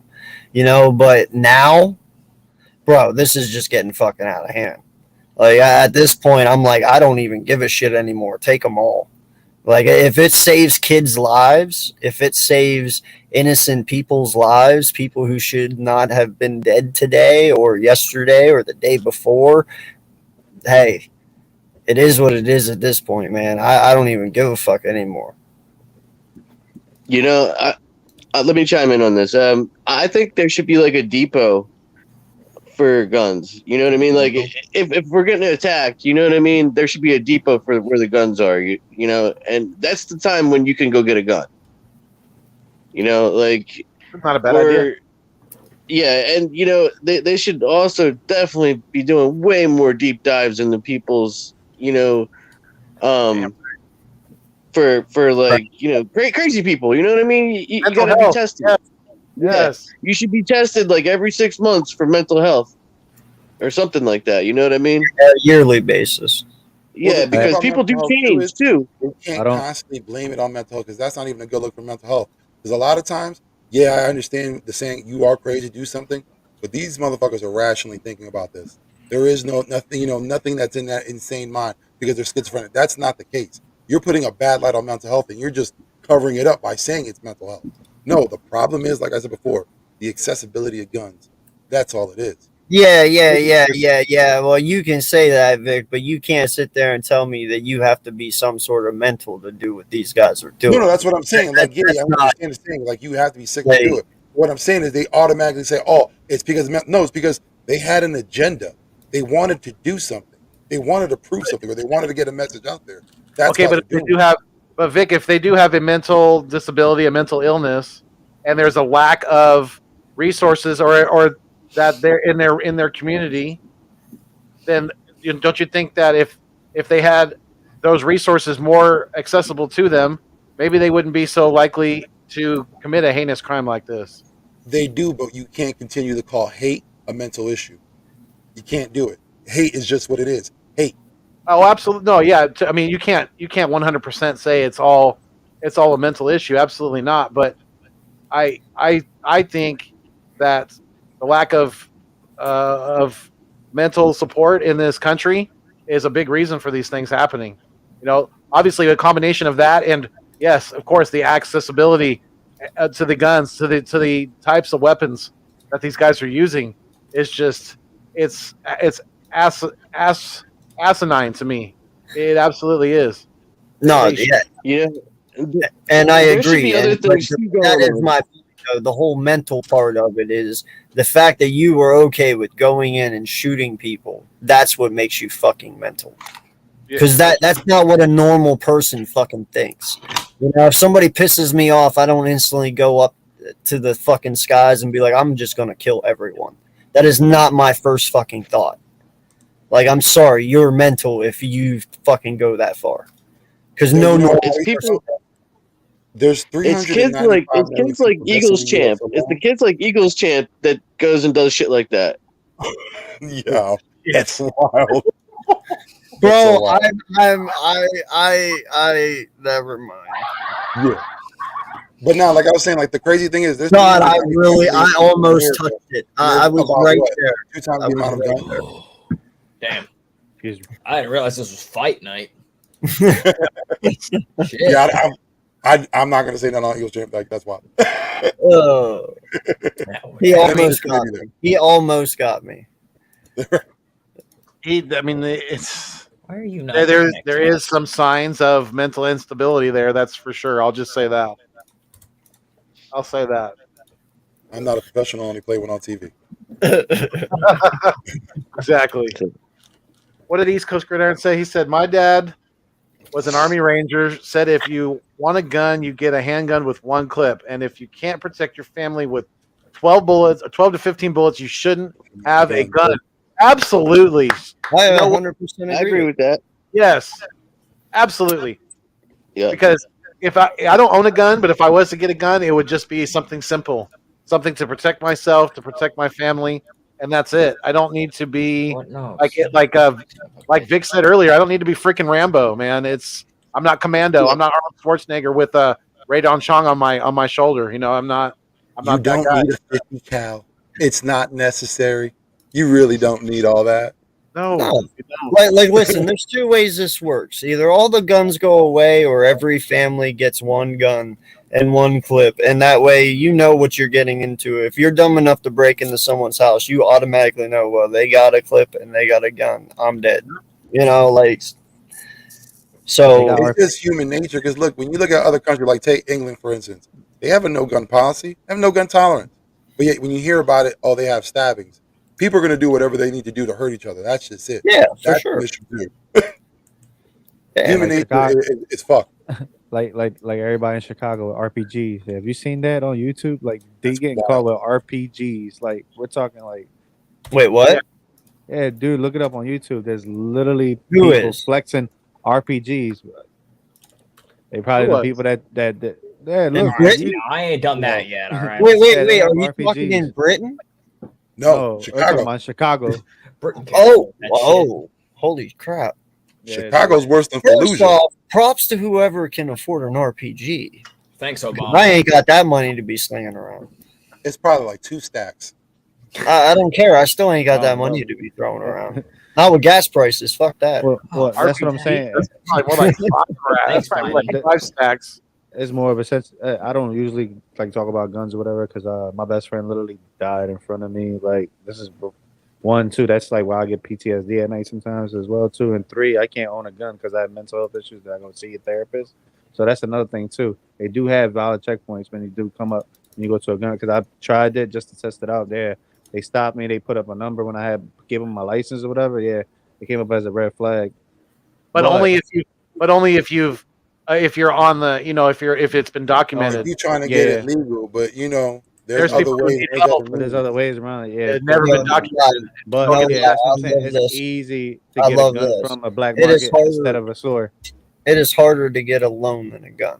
I love that comment. Yo, fact of the day. There- That It's is true. that is true, honest, 100% fact right there. Yep. Shoot, put that Seriously, on. Tweet that that out. comment. bro. Yeah. Tweet that out. Have a process like a loan in Yo, order to get a gun. that is See how such that a works good out. line. Yo, pin that shit to the top. Hell yeah. Oh my god. It's just crazy, man. If that Like, don't tell like I you said life before. is fucked, I don't know what does. But Right. see, it's kind of like we let it happen, though. You know what I mean, like we don't take notice and we don't care sometimes. Like, let's be honest. When that time comes around in November, is everybody down to vote? Who's out there like I'm going out? Even not even in November for the president, for just your local people. Are you down to be out there like I'm gonna go vote? It all starts with us. Yeah, dude, Yeah, no, man, but it's also about progression, and we're not progressing as long as baby boomers are in office. I just hate to tell you that, but let's be truthful about it. We need to start getting government young again. You know, progressive thinking people our age who want to see the weed legal and everybody, profit off of it, who want to see progression, whether that be environmental, going green, using windmills and, solar energy and shit, trying to get off of all this crap. Like, dude, there's so much shit we should be progressing on that should have been advanced already that has been held back because boomers can't change their ways. Definitely. Listen, Senate and House of Reps, I think they should only have 2 terms. That's it.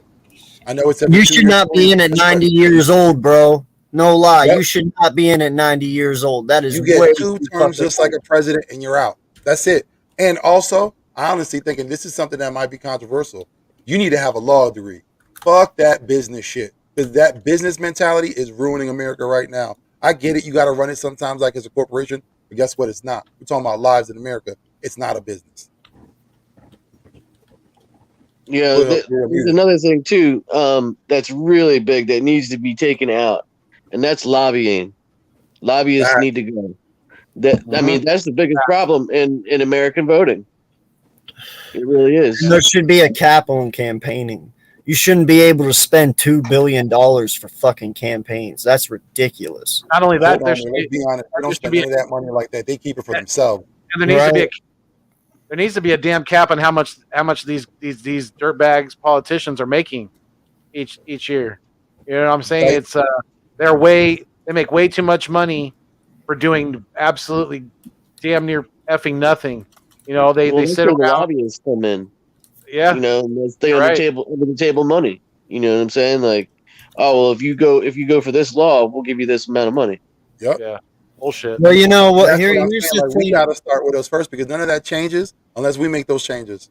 Unless Yeah. we That's right. start, yelling it out, to screaming out to our representatives. Because if they don't hear from us, it's going to be status quo. Yeah. Well, and listen, man, this is the one thing I've always wondered, and I try to wrap my head around it as much as I can, but it never works out.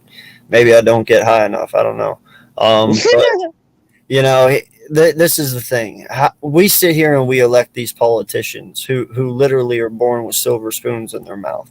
They don't know what it is to be poor. They've never had to earn what we've had to earn. They've never done what we've had to do to live every day. So how do we expect these people to be poor? And if you've never been poor, how do we expect somebody rich to be able to help the poor?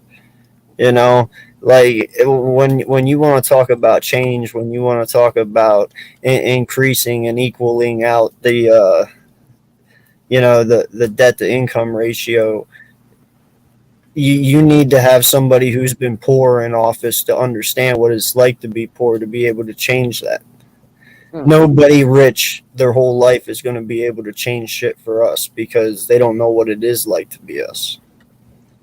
And that's And listen, that comment that East Coast that hits home because literally I just seen it was a video they put up of a city worker that just took the time out to come to a school and show students and teachers how if you take a chair and put it against the door a certain way, it automatically gets locked. There's no way you're going to open that door. That man just went out of his own way just to show them that. You know how heartbreaking that is?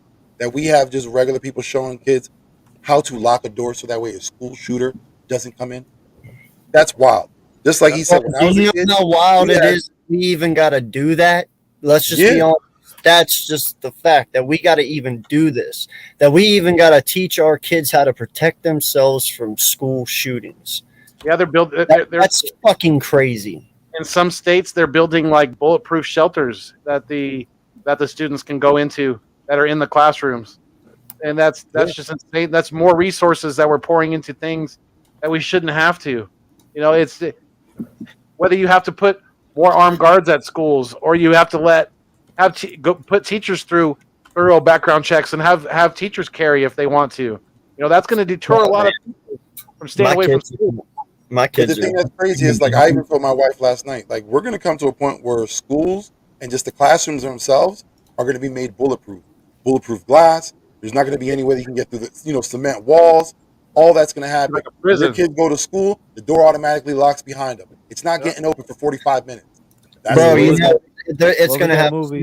it's going to have a central control unit like somewhere in the school Like a where every prison. door, It's gonna be every specifically door, as like soon as the clock rings for this class to start, it gets fucking locked from central control, and the only way that door opens up is when they fucking release it. You know what it's really going to come down to is homeschooling. You know, Oh, yeah, and remote teaching. You know what I mean? That's what it's going to come down to. Gary's And with right. COVID Because, and everyone already having the experience, that's only going to Yeah. help out more. absolutely, it's going to be a lot like the movie theaters now. You see, right? Movie theaters are struggling because everybody streams and watches TV at home. That's going to be the same thing with schooling too. I mean, my son doesn't go to regular public school. He goes to a private school part of the time, and then he goes to a like an enrichment program. He doesn't go to normal, regular ed. And My youngest son doesn't go to school. He's homeschooled. yeah, That's See? it, Oh yeah, you know? dude. At this point, I'd rather homeschool my kids. That way, at least I know they're safe. yeah, exactly, Shit. exactly. I mean, Like, the one, like you the want one me to pay you school tax and shit when you can't even guarantee my kids' safety these days. Fuck that. Yeah, I'm good. Yeah. you know, Not even the one good thing about my That's kid's the crazy school. part. Not even the police can help you out now. Those kids in Texas, those police officers stayed outside. It was They a chose. border patrol agent They who chose. went against their will and got into that school and shot the shooter. Not the cop. A man who was off duty came in and did what he had to do. That's wild. When the police can't even protect you. My son's school has a pretty locked down school. I mean, you can't go in that building unless like you show proof that you're the kid's father. Mhm. So that's pretty good. I mean, but still, if somebody got a gun at that window, you know what I mean? They're gonna get in there. They need to make bulletproof glass for that, for getting in the building. Bro, I am not gonna lie. There is nothing that I can't find on YouTube that I can't have my kid taught that they can't teach in schools these days. Well,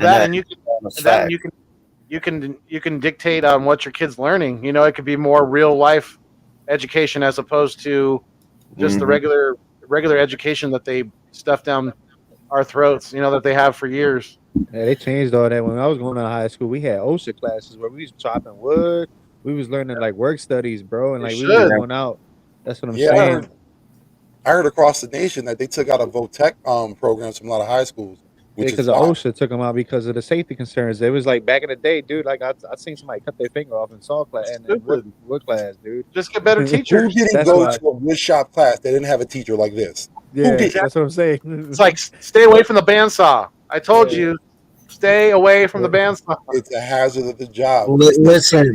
It's not. Sometimes people need to make whoopsies to learn a lesson, and it is what it is. You know.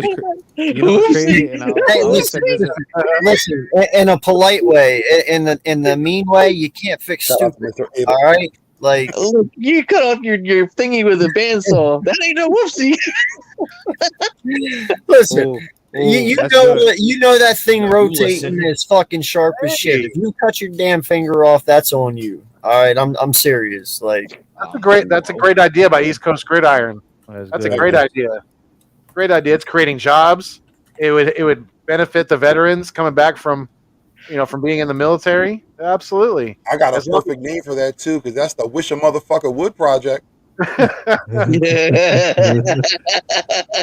Well, no, and in all honesty, he's right, man. That's something we need to do better at. We need to, that we are one of the worst countries in the world when it comes to actually taking care of our vets. And that's something I do want to see our country get better at, man. There's no reason that these people go over there and risk their lives for us each and every day just to come home and have nothing. It's despicable, That is a great idea. We should definitely should. Really should. I think he's right. I think they would. I think the veterans would be jumping for that job. Heck yeah. Absolutely. That's a gig. That's a great gig to have right there. Maybe it's a prideful job. You get to protect kids, maybe even protect your own. I mean, if your kid's going to school where you're working, I mean, that would be even better. So, Like, no way, dude. I went through this town one time, right? And there, every tree in that town was apple and orange trees. And do you know why they did it? So that way, the homeless people that live there had something to eat each and every day. Oh wow. They could just sit there and walk down the sidewalks and shit and pick apples and oranges and eat them. You know, so it was kind of like a free thing, but you know, the township took care of them. You know, like that. California That's needs to do that. doing. Yeah, California does that too in certain places. Like that's shit we Well, they should be need to doing. do a lot more. They got the worst homeless problem in the whole world. Oh yeah, yeah. Down there by the Cecil. You the whole problem with over there is big tech came in the in the area, and all the apartments and everything are like $3,000. Like even like doctors and stuff that are just becoming doctors can't get an apartment because they're like $3,000. It's crazy, dude. Yeah, it is. Like you gotta treat schools and the kids in schools like you gotta have security like they have personal bodyguards. Like I'm dead serious. Like you gotta have people in the hallways, not like how you had when you were a kid. Had students roaming the hallways. Out of each class, you have someone standing out there. That's how it's gonna have to be.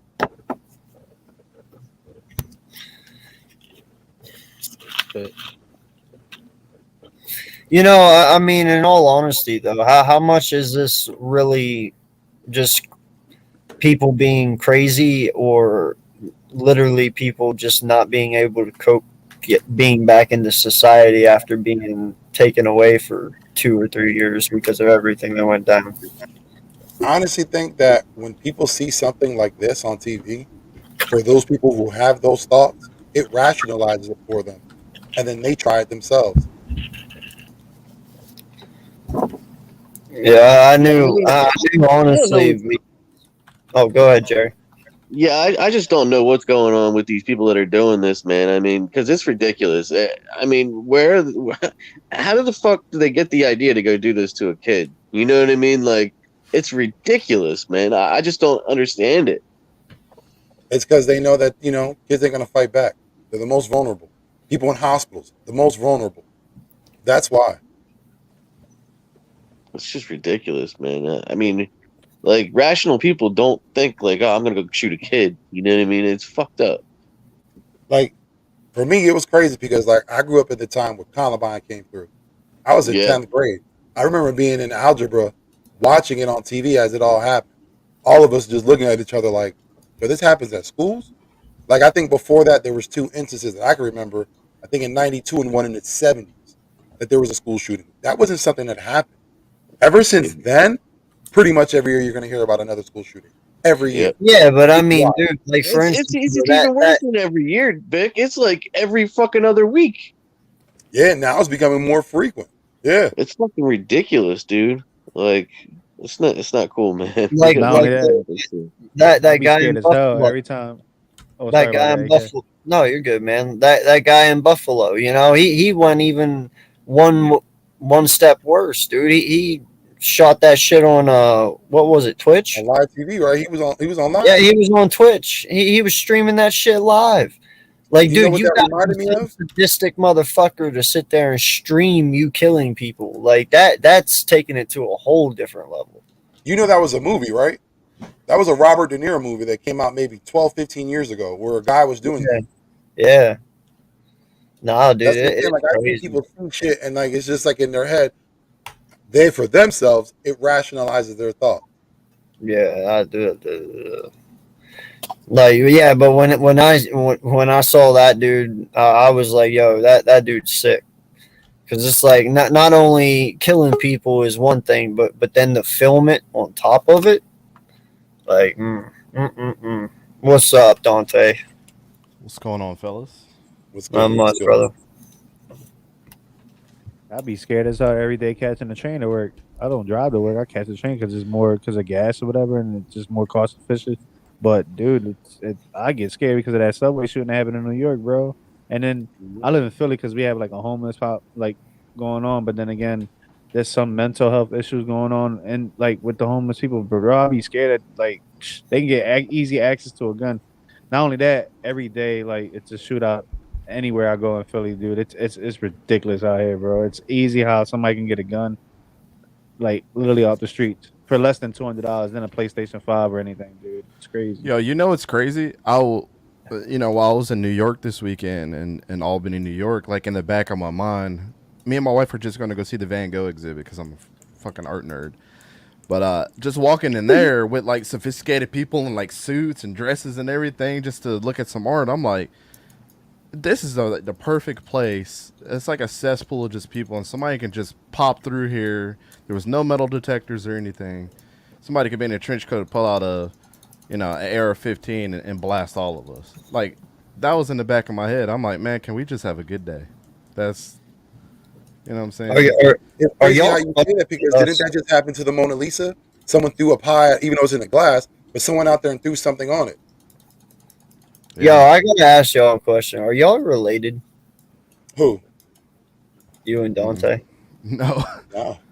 No, not at all. Dude, I'm telling you, no, I'm glad you both are up here because I made that comment earlier, man. And when I first seen him, I was like, yo, it's Vic's cousin. And then I realized it wasn't. And then I was like, yo, they just look so much alike. Same glasses, you guys wear the same, you have the same beard, everything, dude. It's crazy. There we go. There you go. Let's take the glasses off. Oh, hold on. Yeah, but you can't tell me you don't see the similarity, though. Like, it's crazy, man. I've never seen two people who are not related look so much alike. Hey, man, it wasn't on purpose. Doppelgangers. Yeah, man, I appreciate you shouting out that comment, though, because, like, I have a big respect for veterans and stuff like that. And it's just, we always talk about what can we do for our veterans, and I always get like really tired of that conversation. I'm like, this is the perfect. I was saying this years ago when the first incident happened with Sandy Hook, and when my dad told me about the gun control thing, and it's just like, dude, my dad was an Army Ranger, my grandpa was an Army Ranger, like my aunt was in the Air Force, and I wanted to go into the Marines until my grandma talked me out of it. Like, my great grandfather was in the Gettysburg War. Like, I have so much history of just like, people being in the military, and it's like, man, this is what you could do. And they would tell you themselves, instead of those idiot cops that were, I'm not going to call all of them idiots, but the police chief not making the signal for those dudes to go in and sitting outside the school for, what was it, like 40 minutes or something? Too long. 21 minutes, I think it was. 21 minutes for 12 lives. Yeah. Too long, man. And it's just like, dude, are you serious? Like, these dudes are meant to protect and serve. Now, you're telling me right now that one of our military members wouldn't have jumped in there, with no body armor or nothing. They would have went in there with a pocket knife. Well, wasn't that what the Border Patrol agent was? He was a former military man. What'd you say? Say that one more time. The guy who ended up going into the school was a Border Patrol agent off duty. If I'm not mistaken, he was a military man. Oh. Not just that, bro, but weren't they holding parents and shit back? Yeah, but weren't they even holding parents and shit back? Like, dude, you are there to protect and serve, but yeah, you are not going in that building. But when parents want to go in to save their kids, you hold them back. Come on. It takes. My dad told me this a long time ago when he was in the military. This is what he was taught. It takes 20 seconds. 20 seconds to have a step of bravery.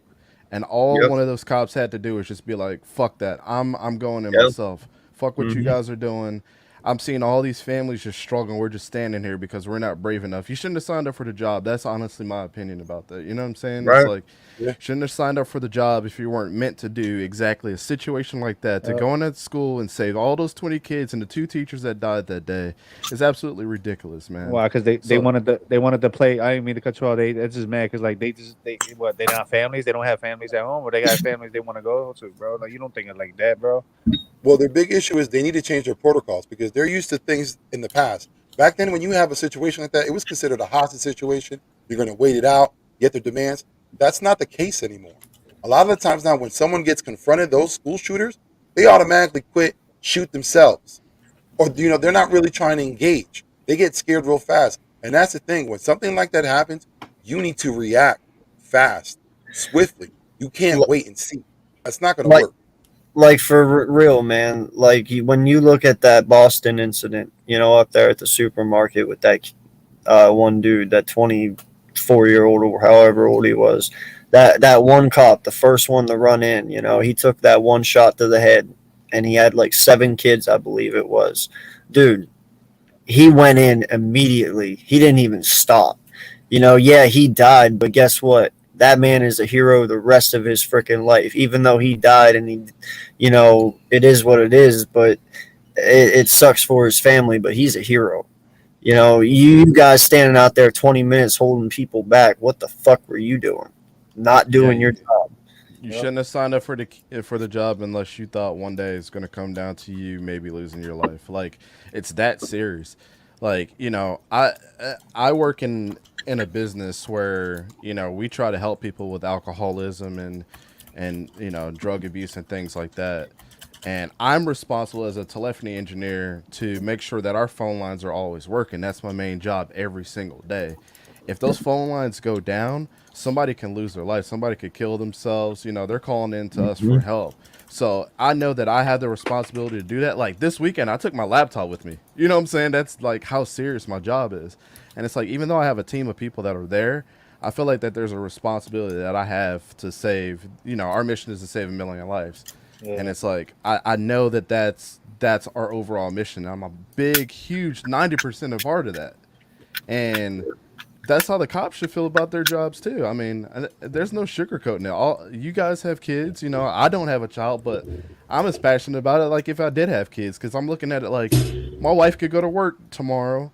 Even though I work from home, she works at a veterinary hospital. Somebody could come in and get angry about the bill that they're getting for their cat or something and start shooting up the place. Like, it's that real now. Yo, for instance, man, let's just put it into this aspect. Y'all so into shooting people lately. That's your perfect opportunity right fucking there. Let's be honest about it. Y'all are so enthralled into shooting fucking people a lot lately. Well, that's the time that it's necessary to do so. So go fucking do your job. Don't do it when it doesn't fucking matter. Do it when it does. And that's a good point, AK. And I'll also add on to this whole thing that I don't think a lot of people are thinking about. So we're all talking about like this Blue Lives Matter and all this other stuff that happened with the George Floyd and all this cop situation. We're starting to get over that, and people are drawing the line if they trust the cops or on the cops side, or and most of us here, some of us here are minorities too. So I know you kind of feel this, but on the other side of it, when you see the cops do what they did for children and hold back like that, and they're making calls not to go in there and protect and serve. It's now making them look even worse when all of us probably have friends that are cops or military members that are, cops or anything like that. Now we're looking at them in even more of a negative light because you're as good as the group that you hang around, man. It just is what it is. Like, that's the old saying that goes like, the apple doesn't fall from the tree. It's the same situation. Well, and to elaborate off that, pretty much what I'm taking from what they did, man, is when you make a stunt like that and you choose to not go in, you're choosing by saying your life is more important than those kids. Mm-hmm. You know what I mean? And that I'm not okay with, because children are innocent, and they never need to even be put into that situation. No kid should ever be put in that situation. And for you to make a judgment call like that, you're pretty much being that arrogant, saying my life is more important than that child's in there. Yeah. I just wonder what the thought process was. Like, what did you think by allowing that person time? What would be the outcome? You know what I mean? Well, they came in there to do something. They have a certain amount of time to do it. So you're going to give them more time to allow them to do what they need to do? They all know, and they all take an oath. Because my cousin's a police officer in Colorado, and they all should be thinking in the mindset of that each and every person out there's life is more important than theirs. Because that's what they put that badge on. That's what they signed up for. That's part of the job. That's what it entails. And for them, just like firefighters, I mean, yeah, maybe on a smaller degree as far as life safety, but I mean, firefighters are putting their lives at risk every day too. But they're all underpaid in my opinion. I mean, they should be making more money than the politicians are making. You know what I mean? They're out there putting their life. They don't know if they kiss their family goodbye each and every day if they're ever going to see them again. So that's huge to me, and that's I mean, I'm not like a. I mean, I have respect for the police, but I also, I mean, what I've seen in my life, and I East Coast Gridiron said, sometimes the apple doesn't fall too far from the tree, but I hate to think that they're all corrupt. It's really tough sometimes. Oh no, I- you're I- right. They're not all corrupt, man. They're No, not. They're not. They're not. Now, but you hit it on the head with referencing firefighters, because those are the guys that they know the ultimate sacrifice, and they know every day. And saying anytime that bell rings, it's up. I mean, that time could be up, and they don't care whether that building is on fire, whatever happens, they're gonna go in and they're gonna try to get you. And that's the mentality a lot of these guys gotta have.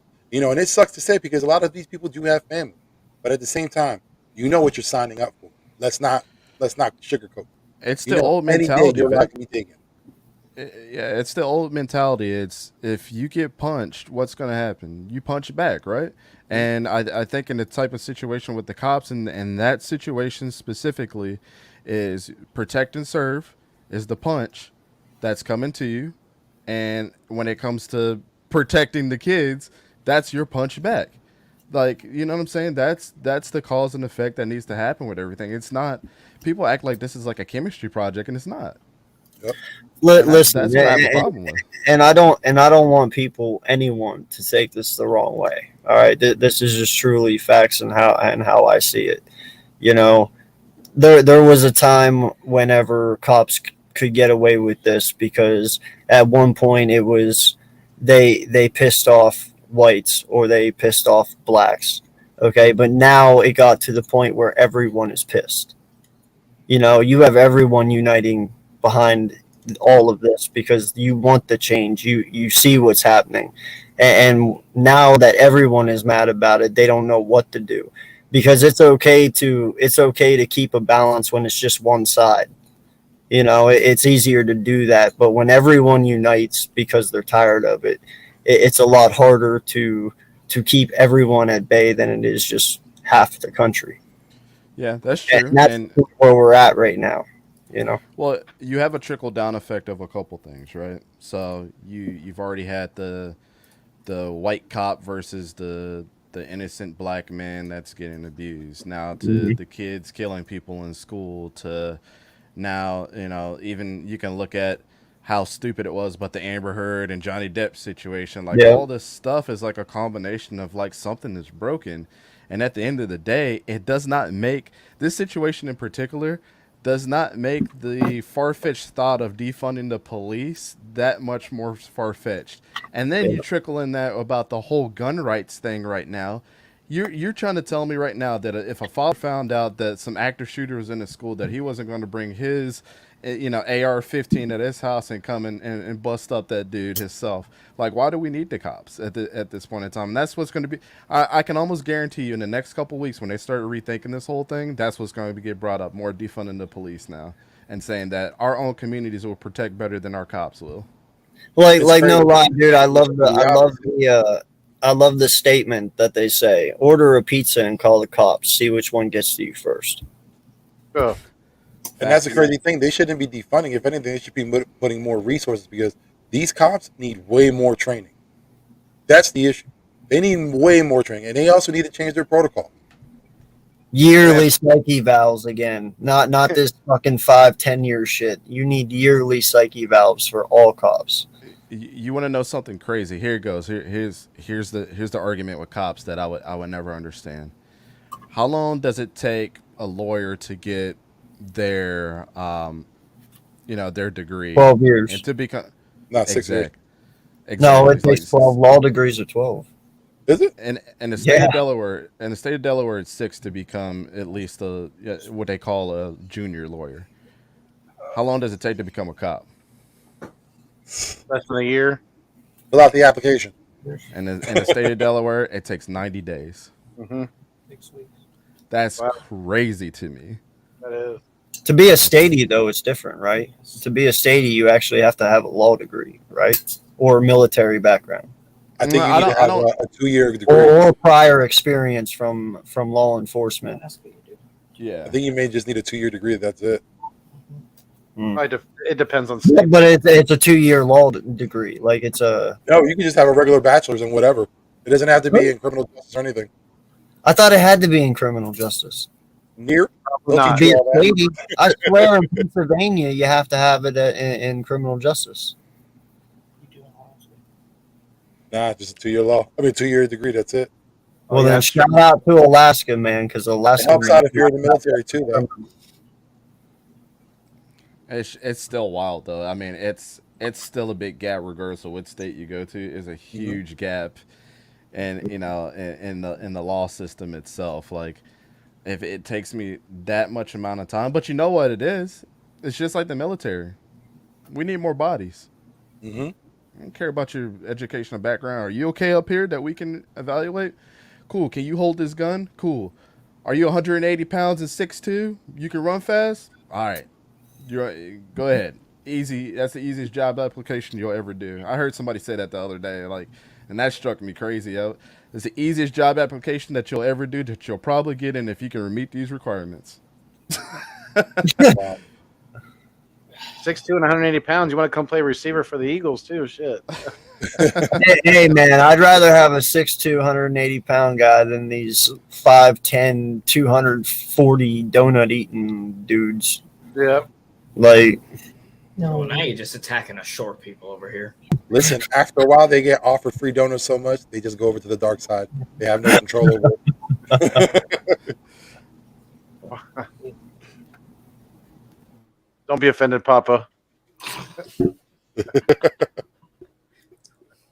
Oh no, it was funny. Everybody was quiet. I was about to be like, speaking of Dark Side, that Kenobi series, huh? Awesome. hey, and in all honesty, man, here's another scenario, too. Take away all the guns of the police and only just use it as a task force. You know, like your SWAT. Only your SWAT. They do that in England? Ain't that what they do in England? They do it in a couple different places in Europe. That's pretty much what they do. But yeah, you pretty much leave. Because listen, I've always thought there's two scenarios to this outcome. When like say you have a domestic violence in the middle of the night at 2 a.m. because you're just yelling at one another, you and your wife. Which, hey, if a couple's arguing, as long as nothing's going on, I never got that. But listen, when you have a cop walk up to your door, you as the person, you're already in a heated debate, right? You already know that officer has a gun, therefore your threat level goes up. If that officer does not have a gun, therefore your head goes, your threat level is down. You know, you can keep a more level head. You know, but here's the thing though. Whenever you get rid of guns for cops, right? Say they don't get them. If you kill a cop, that crime automatically is a lot worse than what it is today. Because they are automatically not a threat. You know, coming into that situation, they are not armed. So if you kill a cop, well, you automatically should probably almost be close to the death penalty, I'd say, because you know going in, they can't protect themselves that way. You know what I mean? Sadly enough, though, I have a friend who was a officer, Robert Lasso, may he rest in peace, and he went out on a domestic violence call, and he was just shot right in his head as soon as he came to the door. He had no time. That's crazy. Anyone who shot him isn't anywhere near life. He got off of a mental disability or whatever. See, that's fucked up. That's No. the crazy thing about it. Yeah. You don't want to hear my take on that. Yeah, it's a horrible situation, but it's just like little things like that maybe the justice system needs to tweak itself better. They need to take a better look at what they're doing. I think AK and I have the same takes because we had this conversation the last time. Hey, Yeah, hey, no. Sora, let me Go ahead. AK, I'm sorry. No, go ahead.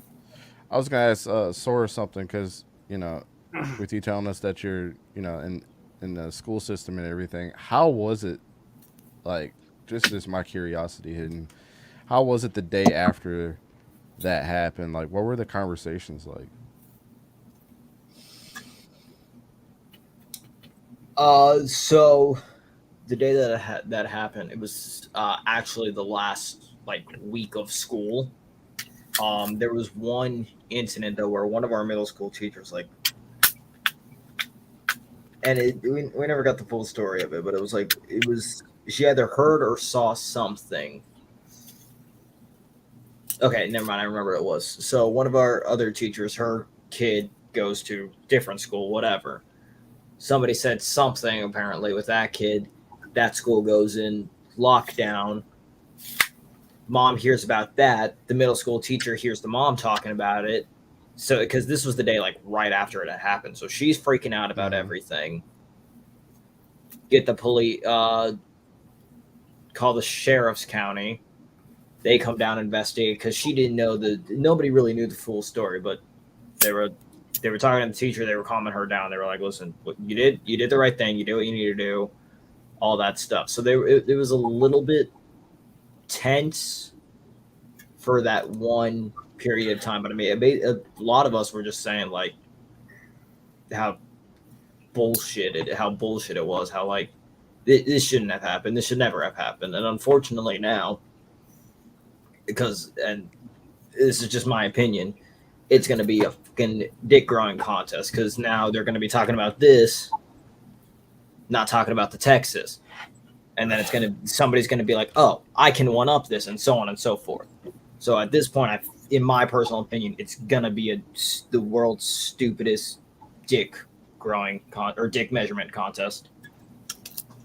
Like as someone in the education system, like how do you feel like now after this takes place, especially after the past 2 weeks, going into your classroom? Do you feel more? Do you have more apprehension? Are you a little nervous now when you go in?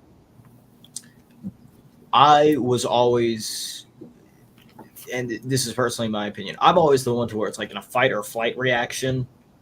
I'm taking a fight. I'll charge a motherfucker. I don't care.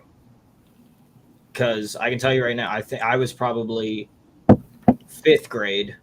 Yeah, I was 5th grade at that time. But even besides what I'm about to say, so the 3rd grade class that I was in there for like 2 months or whatever while they were still looking for a new teacher is right next door. And I'm not saying I'd put those kids, I put all those kids in priority, but it's like the way that the classrooms are set up, because our building A is 2 stories, they come up through the top. It's one classroom, and there are no windows on the doors. It's all solid. It's all a solid door, all that stuff, and they're all obviously locked. So they come up through the window. They come up through the stairs. They continue walking straight. There's one classroom. However, there's also an elevator for the disabled people, all that stuff, and people just on crutches. Excuse me. They have to get through. That's right through the line of sight of mine. Of the class that I was in. So me personally, I'm always the one that's going to go through the fight or flight. I'm always going to take fight if I have the opening. I'm not going to purposely open up the door, charge it, leave all those kids in danger. Hell no. And as stupid as sad as this is going to sound, I made sure that I brought no attention to it in front of the kids. I just not acted like it never happened, but I never talked about it. Kids never asked me about anything because it's also their last day. Again, this is literally the last week. That happened on a Tuesday? Our last day was Thursday. So I just didn't bring anything up, didn't want to worry the kids. I was like, listen, have your last fun 2 days, and then y'all are done. Mm-hmm. Yeah.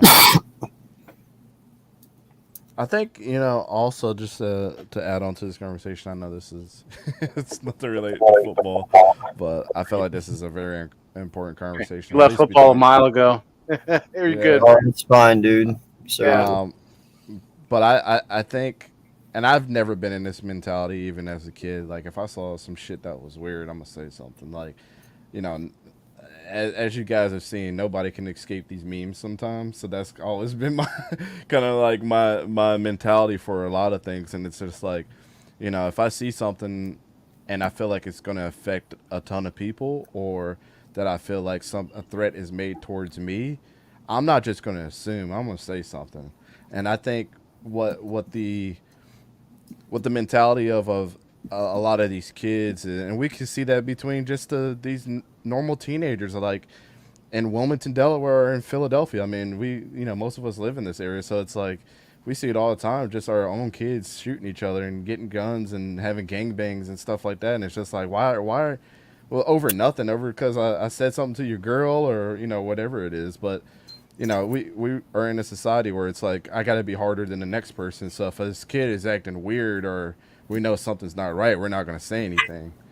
And I think that mentality totally needs to change, man. Like, if I think this kid is weird, I'm gonna be like, hey, no offense, but I mean, just with us, some of us have been through kindergarten, some of us, elementary school, middle school, high school. Some of us went to college. It's like, how many people have we interacted in that short amount of time that we see every single day for several months, for 7 to 8 hours a day, that we don't know if this kid is acting weird or not? Like, come on, use your instincts, guys. You know what I'm saying? Like, if this kid's coming in acting weird, or a little off, you guys need to say something. That's why I'm gonna tell my kids, like, hey, if you're gonna get your ass beat, I'd rather you get your ass beat for snitching than to get shot.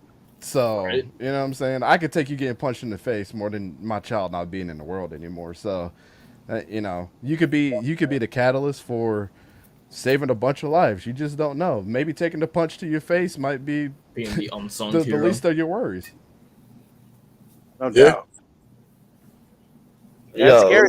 It's a scary world we were living in these days. Now, my Well, wife's about to also, go into. My wife's I about was to go gonna into. say the one thing that herself, we have so. to focus on too is the parents. Parents gotta do better.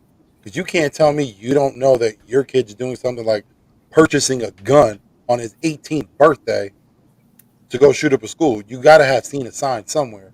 You gotta have those open lines of communication with your kids. Because you're gonna tell me that's an absolute stranger. You never thought that they would do something like that. You've never seen anything that would make you think or second guess them. Come on. Get out of here. Bro, The thing is, that's the thing there, man. And as a parent, I'm going to elaborate on that. That's parents not taking responsibility. And somewhere down the line, we've forgotten how to do that. I don't know why, but that's something that frustrates me too.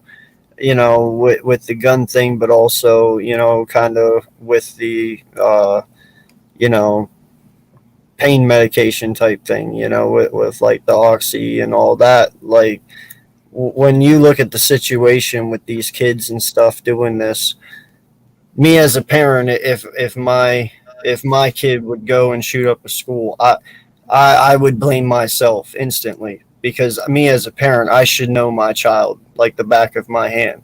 You know what I mean? So when something is wrong, you as a parent, you should know that. And the same goes for as like if your kid would overdose. Me as a parent, that it's not the doctor's fault. It's my fault as a parent, that I let my kid do that. That I wasn't aware enough to know my kid's surroundings, whether he got it from a friend or he got it from me or whatever. You know what I'm saying? So we need to start, as parents, start putting it back on ourselves and stop putting the blame on other people.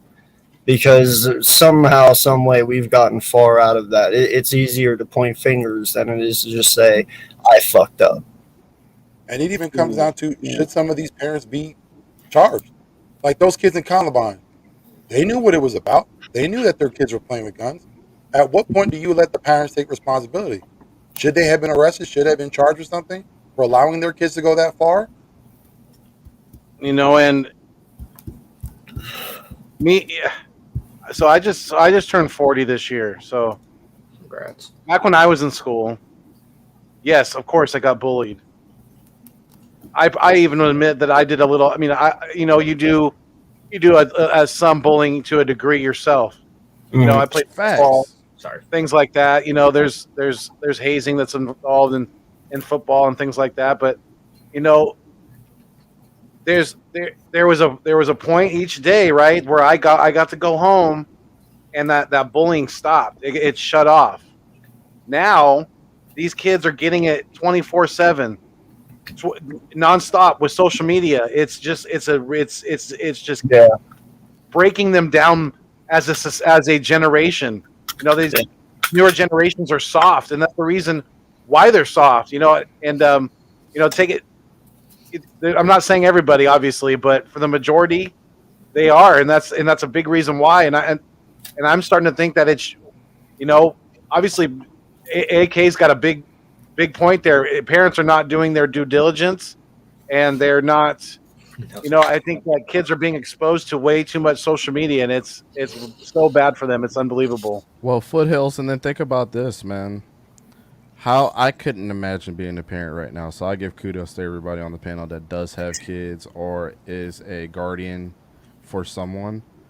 I mean, I have 3 cats and a dog, and they act like the most amount of children that I've ever had in my life. They aggravate me every goddamn day. But I can only imagine, you know, they're just like kids without cell phones, man. But, you know, going to the cell phone thing and social media and just like how technology is, like, I'm in the IT field, like we've already discussed this, but, you know, everything that changes, like with Instagram and Facebook, and like I even feel this way with some people's spouses, like there's a lot of things that can be hidden away from us that we might not necessarily know about.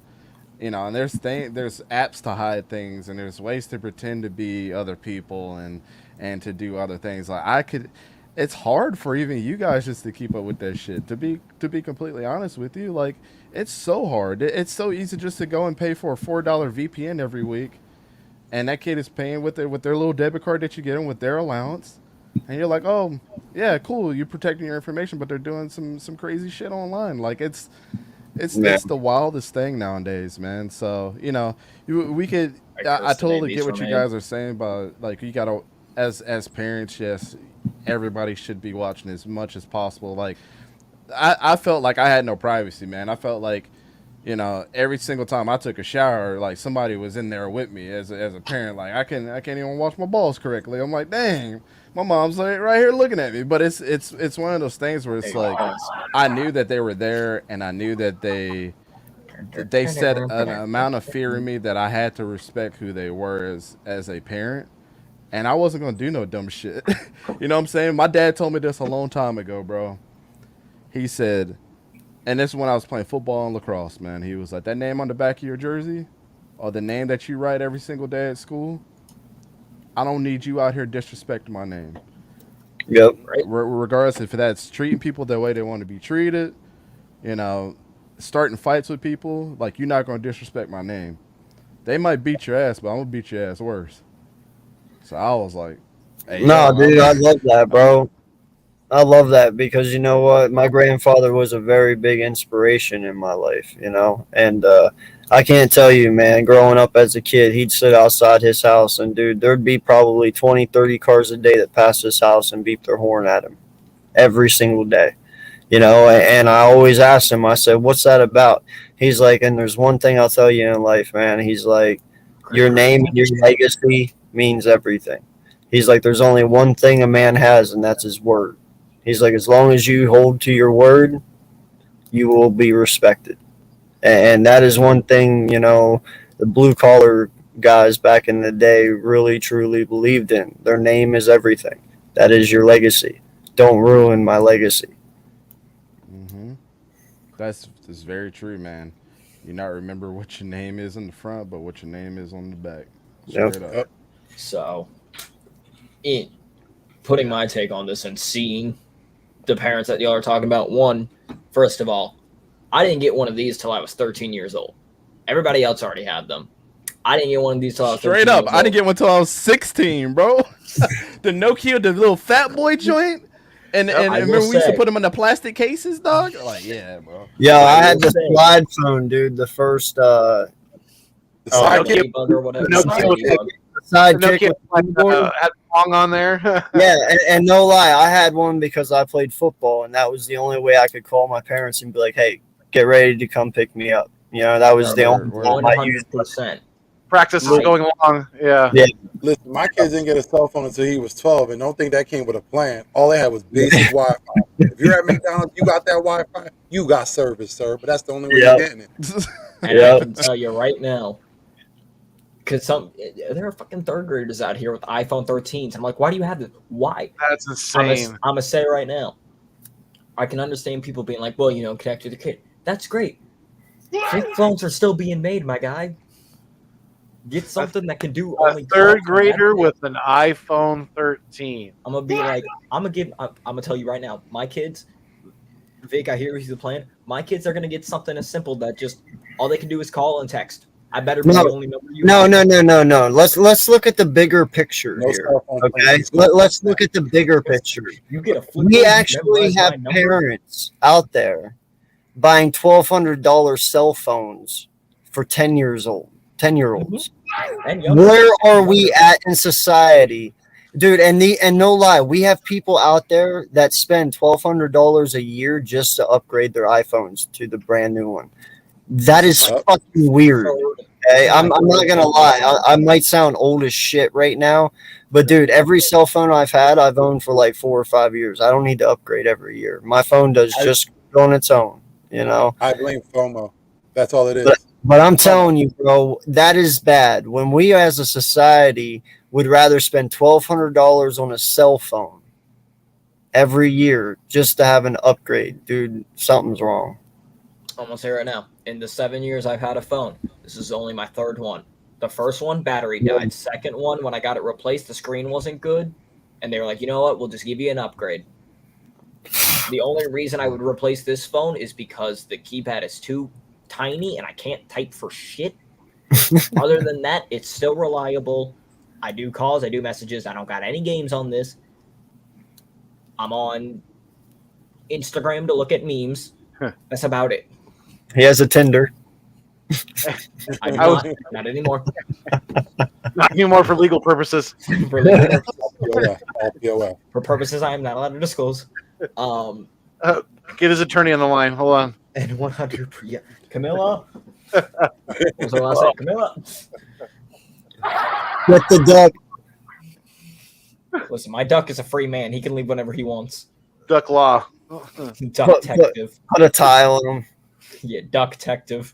But 100%, the parents, whenever you guys were mentioning, like, parents have to do more, 100%, because I can tell you right now, there's one kid, and as bad as this might sound, or it's like children are innocent, there's some kids at the campus that I worked at, and I look, and every single, like, staff member will work there and go, that kid's going to end up in a straitjacket, because we got first graders gnawing on scissors, punching teachers. Yeah, straight up. Gnawing on scissors. And then stabbing somebody with them. Well, listen, man. Hold on. Time out real quick, because this part is important, and I want to get everybody's reaction. We called Dad in. Dad goes, what did he do this time? Oh, yeah, that's the worst reaction right there, in the bro. face. Well, listen, and that all comes from stop. That thing of parents being cool with their kids being disrespectful, all you hear what he says or what she says. Stop all that. Your 5-year-old. This is why we should have never gotten rid of the paddle. This is why we should have never gotten rid of the paddle. Well, no, man. That all comes stemming from parents would rather sit there and do their own thing throughout the day. So they just throw their kids in front of a TV, throw on Cocoa Melon and walk away. And then their kids get into shit and they don't know exactly what the hell they're doing because they're out doing other fucking things. That's what that's about. Listen, and no lie, I'm not sitting here saying I'm a great parent because I will catch myself doing that from time to time. There's times I just want to play Madden and just, get off in my gaming world. So I'll throw Cocoa Melon on and my son will sit there and watch it for an hour. But, scissors. He does. Yeah. He doesn't do that. No. Okay, But I'm always constantly looking over my shoulder, but I do it from time to time. But it's a habit we got to stop. Hell, I got to stop doing it, That's why when I come across youngsters who obviously have been taught manners, hold doors open for people, especially elderly, think courtesy things. I go out of my way to compliment them on that because that's a dying breed. It absolutely is dying. Yep. 100%, Vic. It's just like chivalry. I still say to anybody, even to some of my superiors at work that may be younger than me, I still call them yes, ma'am, no, sir. Oh, Yeah. 100%. That was instilled in me from an early age, man. I'm telling you that military lifestyle changes you, man, and it instills a lot of good things into you. So, I So I did. I I was will in an personally RO always program. carry that. Right. What's up, buddy? Oh shit! I didn't even know I was in here. What's up, buddy? What's going How on? you doing? I'm on my phone and I'm watching the. How you doing? I'm on my phone and I'm. Hold on, let me turn this up. Oh no, Welcome to the show. So now I'm just we're on in the my phone. Matrix now, boys. What's going on? What's Right. going on, bud? What's How up, you man? doing? Shit, Welcome to the show. I don't know how I ended up subscribing to this. I think I followed one of you guys off Twitter. Okay. But I was just over here, you know what I'm saying? And I'm a Philly diehard, so I was like, let me tune in, see what these guys talking about. We appreciate you sliding through. Yeah, we were kind of on a little bit of a non-football tangent there for a minute, but yeah, we're always glad to see new faces, to hear new voices, and yeah, welcome to the show, man. Definitely welcome. I did one of these the first time, like I think a year ago on A2D radio. Okay. With, Over there with I don't Tom. know if you guys are familiar with them, but I follow Yeah. a few YouTube content creators like Philly 500 and Brunson and Joey Shakes and some of those guys. And I'm a Sixers fan too, so I'm Philly everything. Okay. So, how you feeling about the team, man? I wasn't too popular in the Eagles community because of my take on things. I'm a big Nick Foles guy, so Okay. I don't Well, want to ruffle Hey, no you won't be feathers, but- judged here, man. Trust me. Everybody's got their opinion. You're good. No, I feel like we could have with Nick Foles. I called him Nick Hurts. With Nick Foles, man, I feel like we could have had at least one more ring. you think we could have got another ring? Absolutely, bro. There's no question about it. Like, no question, I about, agree no doubt with you. about it. I think they would have been pretty close if they just would have let him. I think he was more than qualified to take the starting job that year and have Carson take a back seat. But you look at it, they threw everything in the kitchen sink at getting that kid, and that was definitely a front office move, and they moved way too fast in bringing him back too when he was trying to nurse a neck injury out of everything, and then what did he do? End up getting hurt again. So instead of just trusting in the kid, they won you a Super Bowl. I got a question for you guys, and I want to know your honest opinion on this. If Nick Foles would have went back to back after replacing Wentz, do you honestly think they would have kept Nick over Wentz at that point? Absolutely, you can't. I would think so too, or even the championship game at that. Even if he made it to the championship game, So didn't even here's my thing. Not to cut you off, right? No, you good. Here's what I was saying, and I feel like everything that I'm about to say right now, it's like, how the fuck can you guys go against that, right? So you got Nick Foles, right? If you just look at him as a quarterback, because I've been a Nick Foles fan since we drafted him. Like his first game as an Eagle, he threw a fucking touchdown to beat the fucking Tampa Bay Buccaneers. The same speed out that we beat the Chicago Bears in 2018 in the playoffs to Golden Tate. That was the same route. But yeah, dude threw 7 touchdowns. I mean, tied an NFL record. But I just say that to say Nick Foles has always had the intangibles. Now I would say that he just needed to prove to stay healthy. But as far as building around a guy that's cool, calm, and collected, when he gets hot, he could throw with the best of them. Like we've seen it time and time again. Like, but even before 2017, like if you really follow Nick Foles, like you would see like his arm talent, like he had it. Like real talk. And especially when he gets in those grooves, like you said, when he gets hot, yeah, he was a special. Plus the major thing was too, he was coachable. To Torrey Smith, bro, Carson Wentz isn't putting that on a dime like that. Like there was no other like this that to Corey Clement, like that. Yeah. Those pass, like that fourth, I was telling my friend, right? I was like, that fourth down, when we needed that first down, or it was like we wouldn't be talking about Eagles championship. That fourth down was the biggest play in Nick Foles' career. Oh, Are the you Philly. talking, He was talking facing about, pressure. The pressure was. he's in his talking face about the one to immediately. Ertz at the end, like towards the end. He's talking about the fourth down when we were to driving. Ertz. Yeah, To Ertz. Yeah. with Ertz on the That outside. was the biggest play in his career. Like I was so nervous on that as play. an Eagles fan, that was the biggest play thus far. Like, you know what I'm saying? Like, and he executed with pressure coming in his face. Like, think of what Carson would have did. Like, if I'm not here to bash Carson, but like, and I don't even know what I was even speaking of, but I'm just like letting you guys know like how deep it runs. No, you good, bro. You good. Let it out. Yeah, it's June, bro. It's June 1st. Go ahead, do your thing. But I just say that to say like he Second. showed you like a lot. Well, A probably lot not of for you. elite quarterbacks wouldn't have made that play. Like they would have panicked. Like, you know what I'm Yeah. saying? That was a huge ass. That was a big play, but not to even like.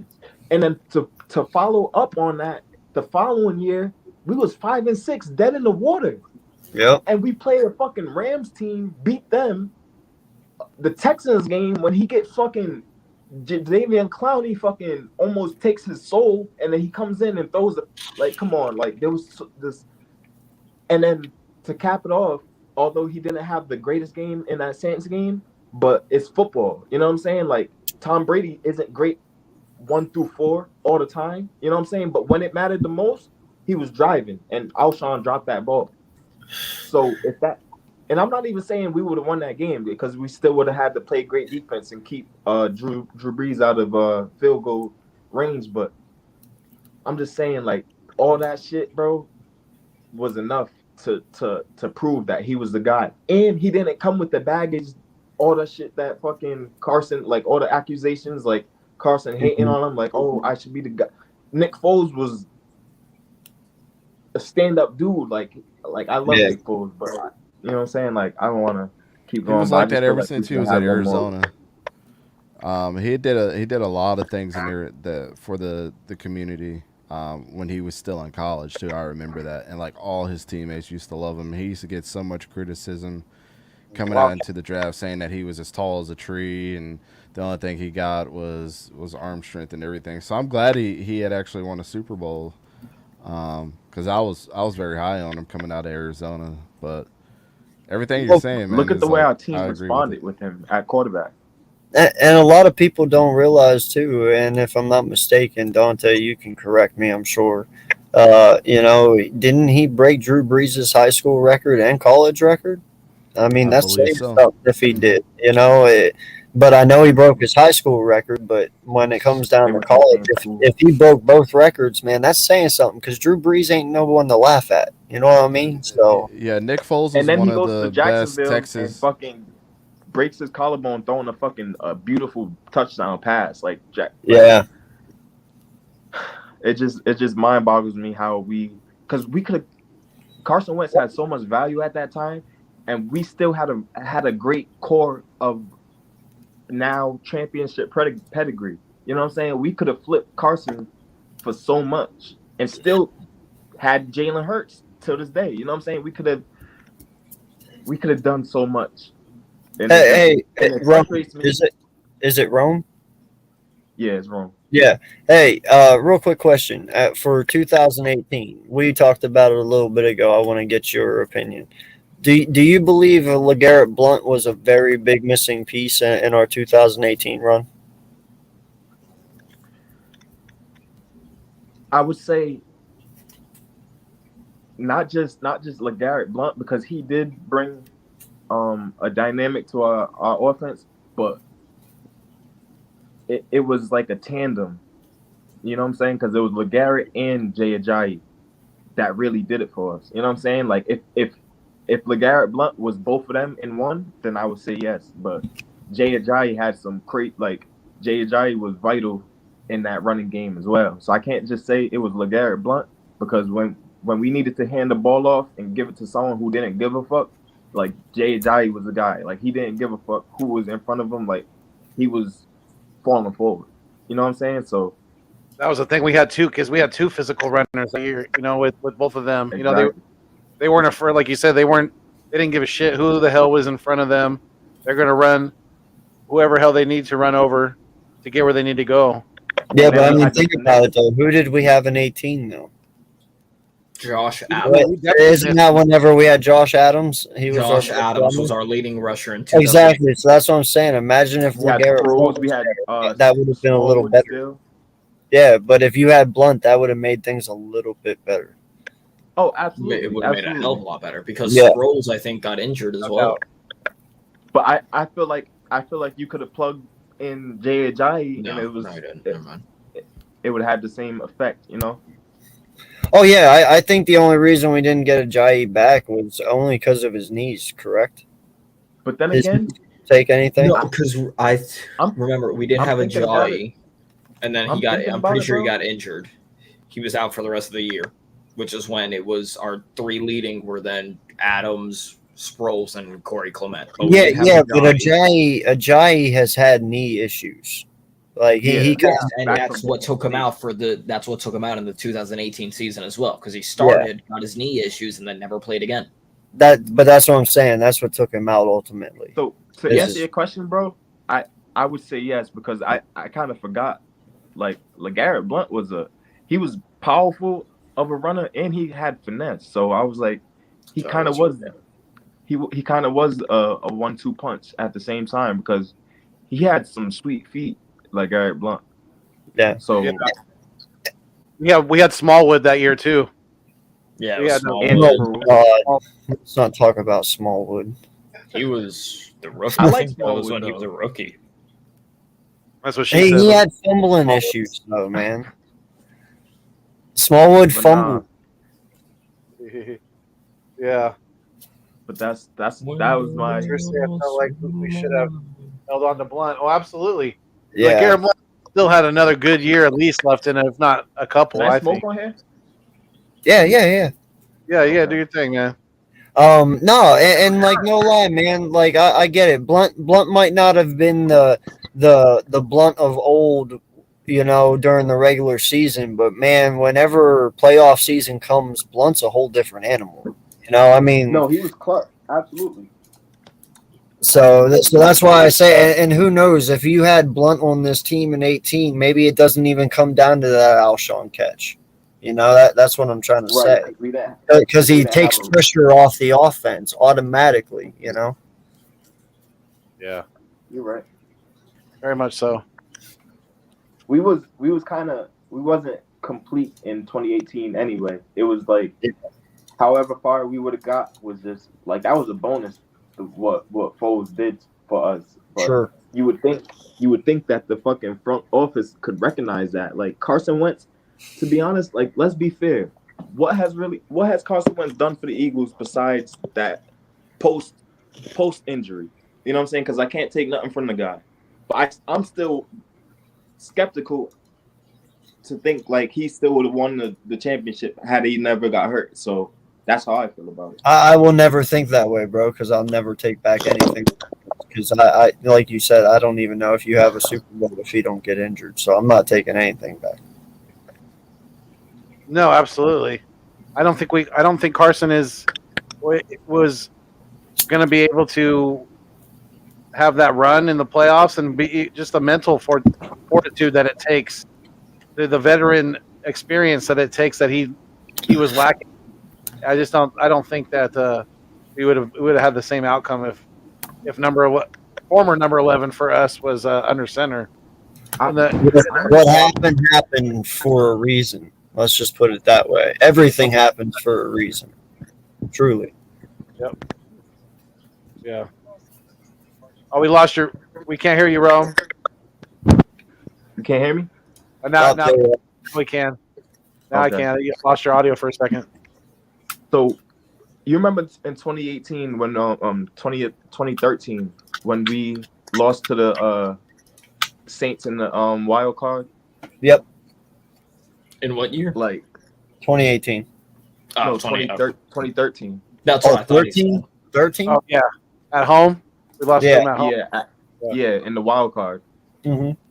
I miss work for that game and everything because I was working overnight. So I said, fuck that. Kicked the field goal at the end to beat us. Yeah, I remember that game. But like, so that was Nick Foles' that was his first postseason game. Like, and he was cool, calm, and collected in that game. Like he led us down the field and he scored, and then obviously we horse collared Darren Sproles and they kicked the field goal and we lose that game. But those are the intricate parts of football that I look at and see, and I could say like, okay, I'm comfortable with this guy being our franchise quarterback because he's not afraid of these big lights. I don't know if Carson would have reacted that same way in his first game against Atlanta because that was a dogfight. Yeah, you know, and I'm glad you brought 2013 up, Rome, because in all honesty, man, I don't understand why we got rid of Foles to begin with. I did not like that decision because the year before you're talking about, that's when he went 27-2, right? Absolutely. You know, like the kid was phenomenal. He was lights out. Bowler. You know, and then he comes out and I believe it was his collarbone he broke, right? And then we ship him off. And then we ship him off. It's like, dude, I don't think we ever should have got rid of him to begin with. I don't think, you know, and I'm kind of, I think kind of like Rome does in that if it's kind of, it's talking about the 2017 Foles winning the Super Bowl, if it's my decision, he stays my starting quarterback because until he shows me that he can't get that done again, then he's won that position. He did what he needed to do. He went toe to toe with the GOAT, Tom Brady. I mean, number 12. As much as I hate saying that, man, the guy has won over and over again, but he went toe to toe with him, and our defense didn't help him out very much. I mean, we gave up 33 points. I mean, Tom Brady 500 some yards. 500 some yards exactly. Tom Brady was literally doing. He was back there brewing tea, you know, reading a book, catching up on some Netflix series. He had that much time in the pocket. It wasn't until the very end that we got that sack with my boy BG. Ozark. Exactly.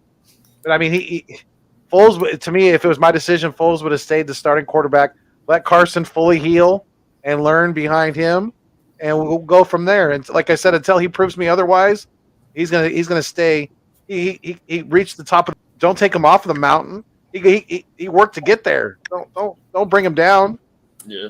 Well, in all honesty, bro, other than Joe Flacco, who in all honesty, I hate giving him this credit. You know, other than Joe Flacco, Nick Foles has had one of the most dominant playoff runs in all of NFL history. I mean, when somebody does that, and then you just shove that aside and you move on, I start to question you. I really do, because that's something. I mean, that's like Steve Young winning 2 Super Bowls for the 49ers and then them shipping him away. Especially with all the pressure that he had on him too after the Falcons game. All of the Foles haters were like, "Oh, see, we barely squeaked that one out. He didn't hardly do anything in that game, but look what he did the following week against the Vikings. Blew them out of the water. Yeah. And then we know what happened in the Super Bowl. So he responded in a big way to a lot of pressure. I got an answer for that, right? So in football, it's not all peaches and cream, especially in the playoffs. Atlanta, they was a dynamic offense. Like, they had a great team. They had a good team. Yeah. Like, and we was underdogs in that game. Like, Nick Foles didn't lose us that game, and that's the qualities you need in the franchise quarterback. Someone who could play in bright lights but not lose you the game. Yeah, he might have not had a game like he had in versus the Vikings and the Patriots, but he got us there. Like, granted, our defense played a bigger role in that game, but your quarterback can't lose you games like that. You know what I'm saying? Yeah. So that's my answer to that, because look at Tom Brady. Tom Brady really should have lost to the Raiders, but that Tuck rule shit came into effect. So look at that. If you change the narrative on that game, if that game goes the other way, then you could say, oh well, Tom Brady lost you that game. You know what I'm saying? Like that game wasn't a blowout. Like that, like it was a grinded out game. Like some of those games are gonna be like that. But Nick Foles also showed you the flip side in blowing out the number one defense the following week. You know what I'm saying? So you can't Yeah. even argue. Like there's no argument there. You know what I'm saying?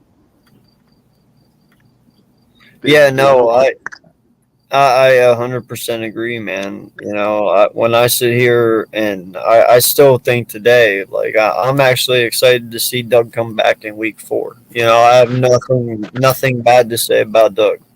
You know, I understand things didn't work out and he's not here anymore, but I still respect the man. And in all honesty, in my opinion, he should still freaking be here. I mean, you know, I never understood it, you know, because they sit there and say that they got rid of Doug because they wanted to keep Carson Wentz, but ultimately you get rid of Carson Wentz, so why didn't you keep Doug? You know, like, but in the end, though, man, we had something and we lost it.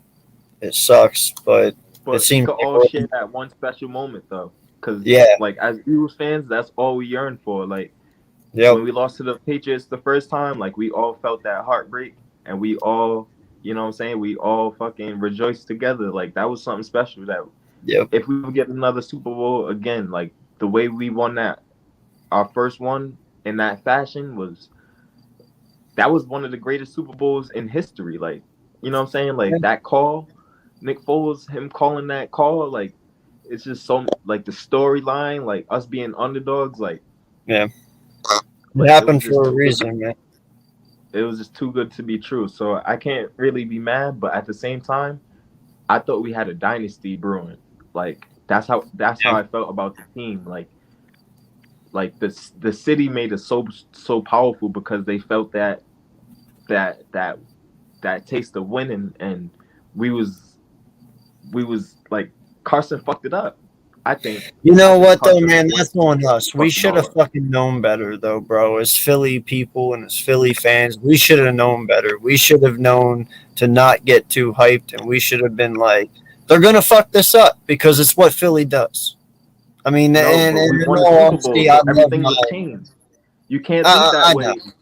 I know, but that's what they do. Think about it. The Phillies, I love all Philly sports like you. For the most part, I am a Bulls fan in basketball, but listen, I am a Phillies fan. I am a Eagle fan, and I love my teams, but in all honesty, that's what they do, bro. You know, we win in '09 and then we trade everyone away pretty much. You know, we win the World Series in '09, the Phillies, and then pretty much everyone's out the door. And then you don't see anything now. You know, it's just what they do. Even following when we won, like we had a chance to win when we had Pedro. We did. Like we had a chance. Like obviously the Yankees was just a juggernaut, but we had something to build off, and we just like threw all We our always cards find a way to together. mess it up, Like, what man. the fuck? Always.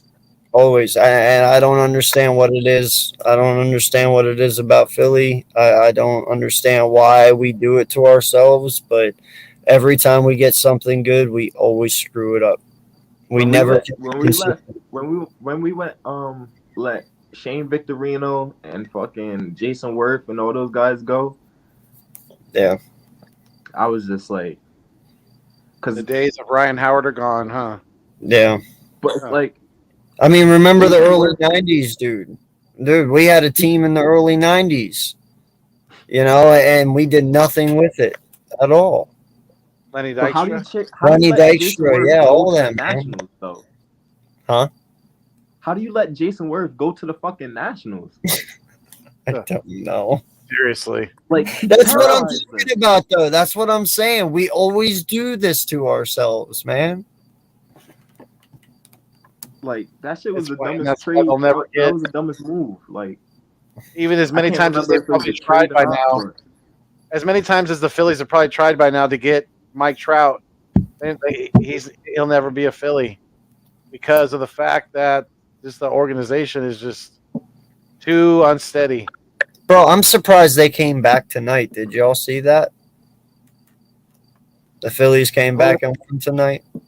Who were they winning? Who did they win against? Giants, wasn't it? What is it? Yeah, they won that series. Yeah. But yeah, they were down 5-2 and came back and won. So hey, that was cool. But listen, man, the Phillies' biggest problem has always been since 2009 has been the bullpen. We have not had a bullpen like Hamlin and Galladay. Dude, remember those days? Hamlin or Hamilton? Was it Hamlin or Hamilton? Cole Hamlin, right? Cole Hamels. Cole Hamels and Holiday, man. Those two were freaking lights out. Like that's Holiday. Yeah, but we don't have nothing. We've never had anything like that since. Nothing. Like you're not going to win with no one. Yeah, but we also, but when we won it, like we had key pieces like Brad Lidge and Joe Blanton. Like those guys like played key roles, and we never like kept up with that type of elite rotation after that. It was like weird. Yeah, and then back in the day, or like I said in the 90s, you had Kruk and who was the other one? He ended up going to the Nationals and playing.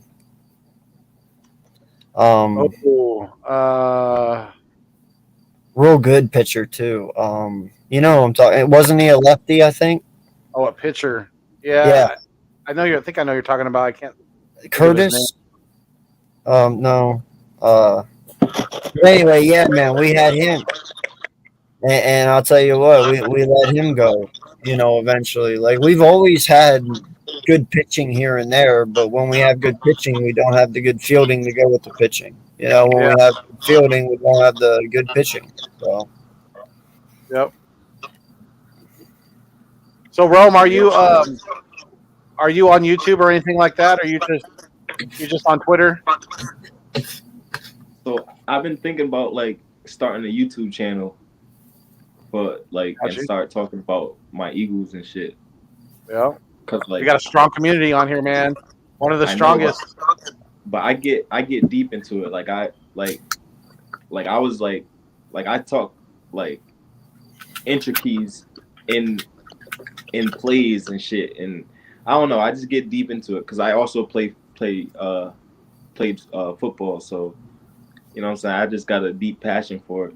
But for the Eagles, like it's crazy because I started off a Cowboys fan, but not really. I started playing flag football at like the age of 4, and I played for the Mount Hope Cowboys. So I was a running back, and I idolized Emmitt Smith.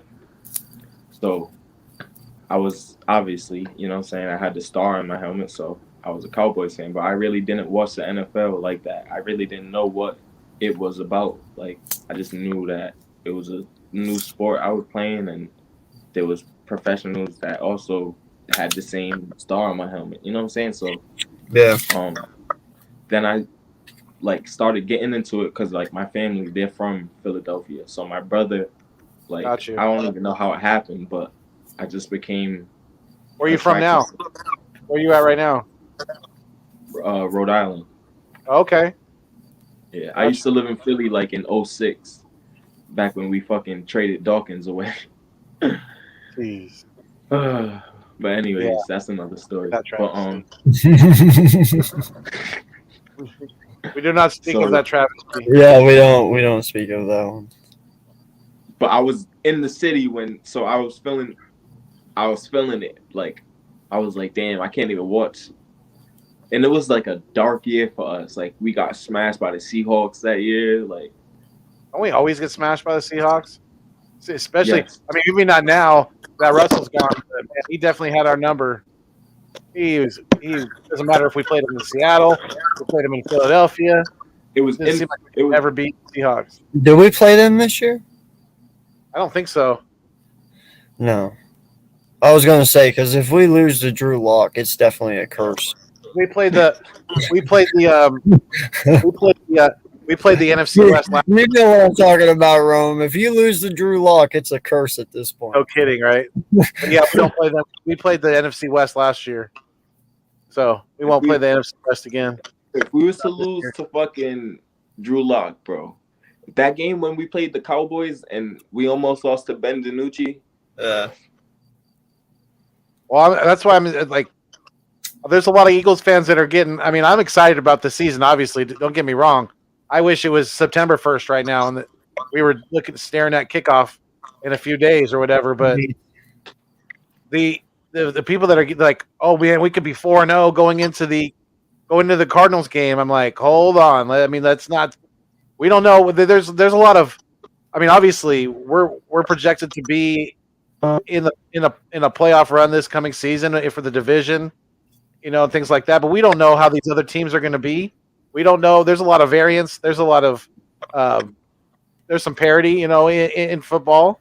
From season to season, teams can change.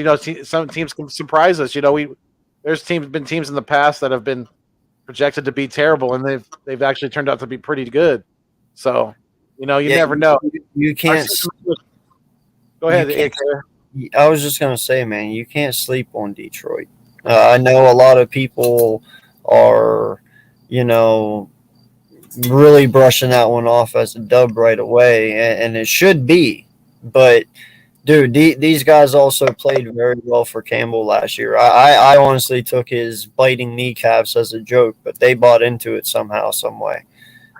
So they're only gotten better in the draft this year. So, I mean, they're going to be more challenging, but in all, like I said, on paper, I get why some of these guys are saying 4-0 because it should be that way, but it doesn't mean that's the way it's going to be. Right. And that's my point. It's just, I don't want to put the cart in front of the horse. Let's just take it 1 week at a time, one game at a time, and build victories just stack them on top of each other. So, yeah, I mean, yeah, Detroit's definitely. Sorry, I didn't mean to cut you off, but I was going to say that just to piggyback off what AK just said, Detroit is definitely a team that you don't want to let stay in the ball game. They're scrappers. They're going to fight. They're going to play hard for their coach, and they're not going to give up very easily. So you don't want to give them any light at the end of the tunnel at all. Yeah, go ahead, Roman. Sorry, bro. If you look at our history playing Detroit, it's always been like a trick game. You know what I'm saying? Like, it's always been some funny shit happening. Like, if you remember that year when we had that running back from what's his name, number 24, he fumbled the ball late in the game. Like, some stupid shit always happens when we play Detroit, and you know what I'm saying? Like you said, if we got to knock them out early because something funny will end up happening if you let teams like that stick around. But I feel like one of my favorite memories is a Detroit game, the snow game, and when Shady went off, and was just putting people out there. That was one of the funnest games I remember ever watching. McCoy just went off that day. No, like a lot of people need to understand, man. I get it that they still have Jared Goff there, and what much of a threat is he? I don't know, but he didn't do bad last year. He didn't do good, but he didn't do bad. But St. Brown is coming into his second season, and he's a really good wide receiver. They drafted Jamison Williams. They have Swift. They have Hutchinson. Like their offense is pretty decent. Their defense, they got Hutchinson. They got Okuda as their corner. I forget who else they got, but dude, they're going to be a good team eventually. So you just can't sleep on them. That's all I'm saying. The dude's last name is Okuda. Yeah, Jeff Okuda, the corner. To say is his first name He's from Ohio State, right? Yeah. I think they took him last year or the year before, it was last year, but he was out for injury or something like that. This is his second year. Yeah. That'd be cool if his first name was Matata. The teacher calls roll in school. Okuda Matata. That'd be cool. Yeah, no, he's going to be a pretty decent In one. 2017, we started out 2-1, so we can't. You know what I'm saying? Like we lost to the Chiefs. What, the second game? So Yeah. Yeah. shit happens, but it's what I want to see off rip is Jalen Hurts, an improvement in his game overall. Like I just want to see. I want to see us get down the field like that. You know what I'm saying? Honestly, but I want to see a more sound team, no penalties. Obviously, there might be a few penalties, but I don't want to see the boneheaded, stupid plays by Derek Barnett off rip. Like I don't want to see. If Jalen Reagor is still here, I want to see how he moves. You know what I'm saying? Because I feel like he's not as explosive as he should be. Like he just seems like in slow motion like all the time. But like he's running in I'm sand. not dogging him like everyone's really dogging him, because I learned to live with it. Like if he's gonna be here, he understands like he didn't play last year, so he could be an X factor, because Devontae and AJ on the outside, that's gonna open so much inside and underneath. It's gonna be crazy for Dallas Goedert and Quez Watkins if he could learn to use his speed in the slot, because he's talked about that, like not really knowing how to control his speed in the slot because he's so used to being on the outside and just using his speed for deep routes and shit like that. So if I could see a jump in his game too, like that's the thing. Like we have so much potential if our skill players improve and take that next step.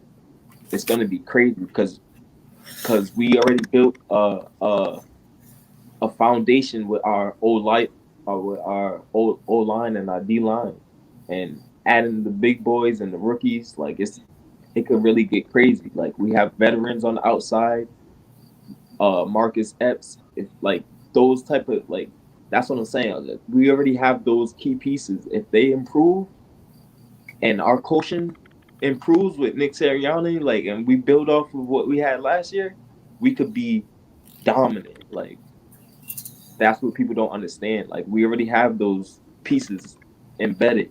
If they improve, sky's the limit.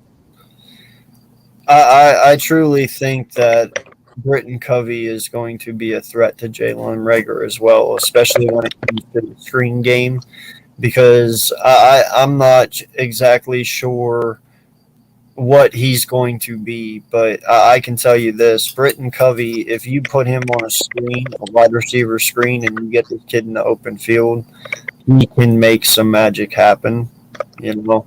So the more people that we have on this team taking reps away from him, the lower he's going to go.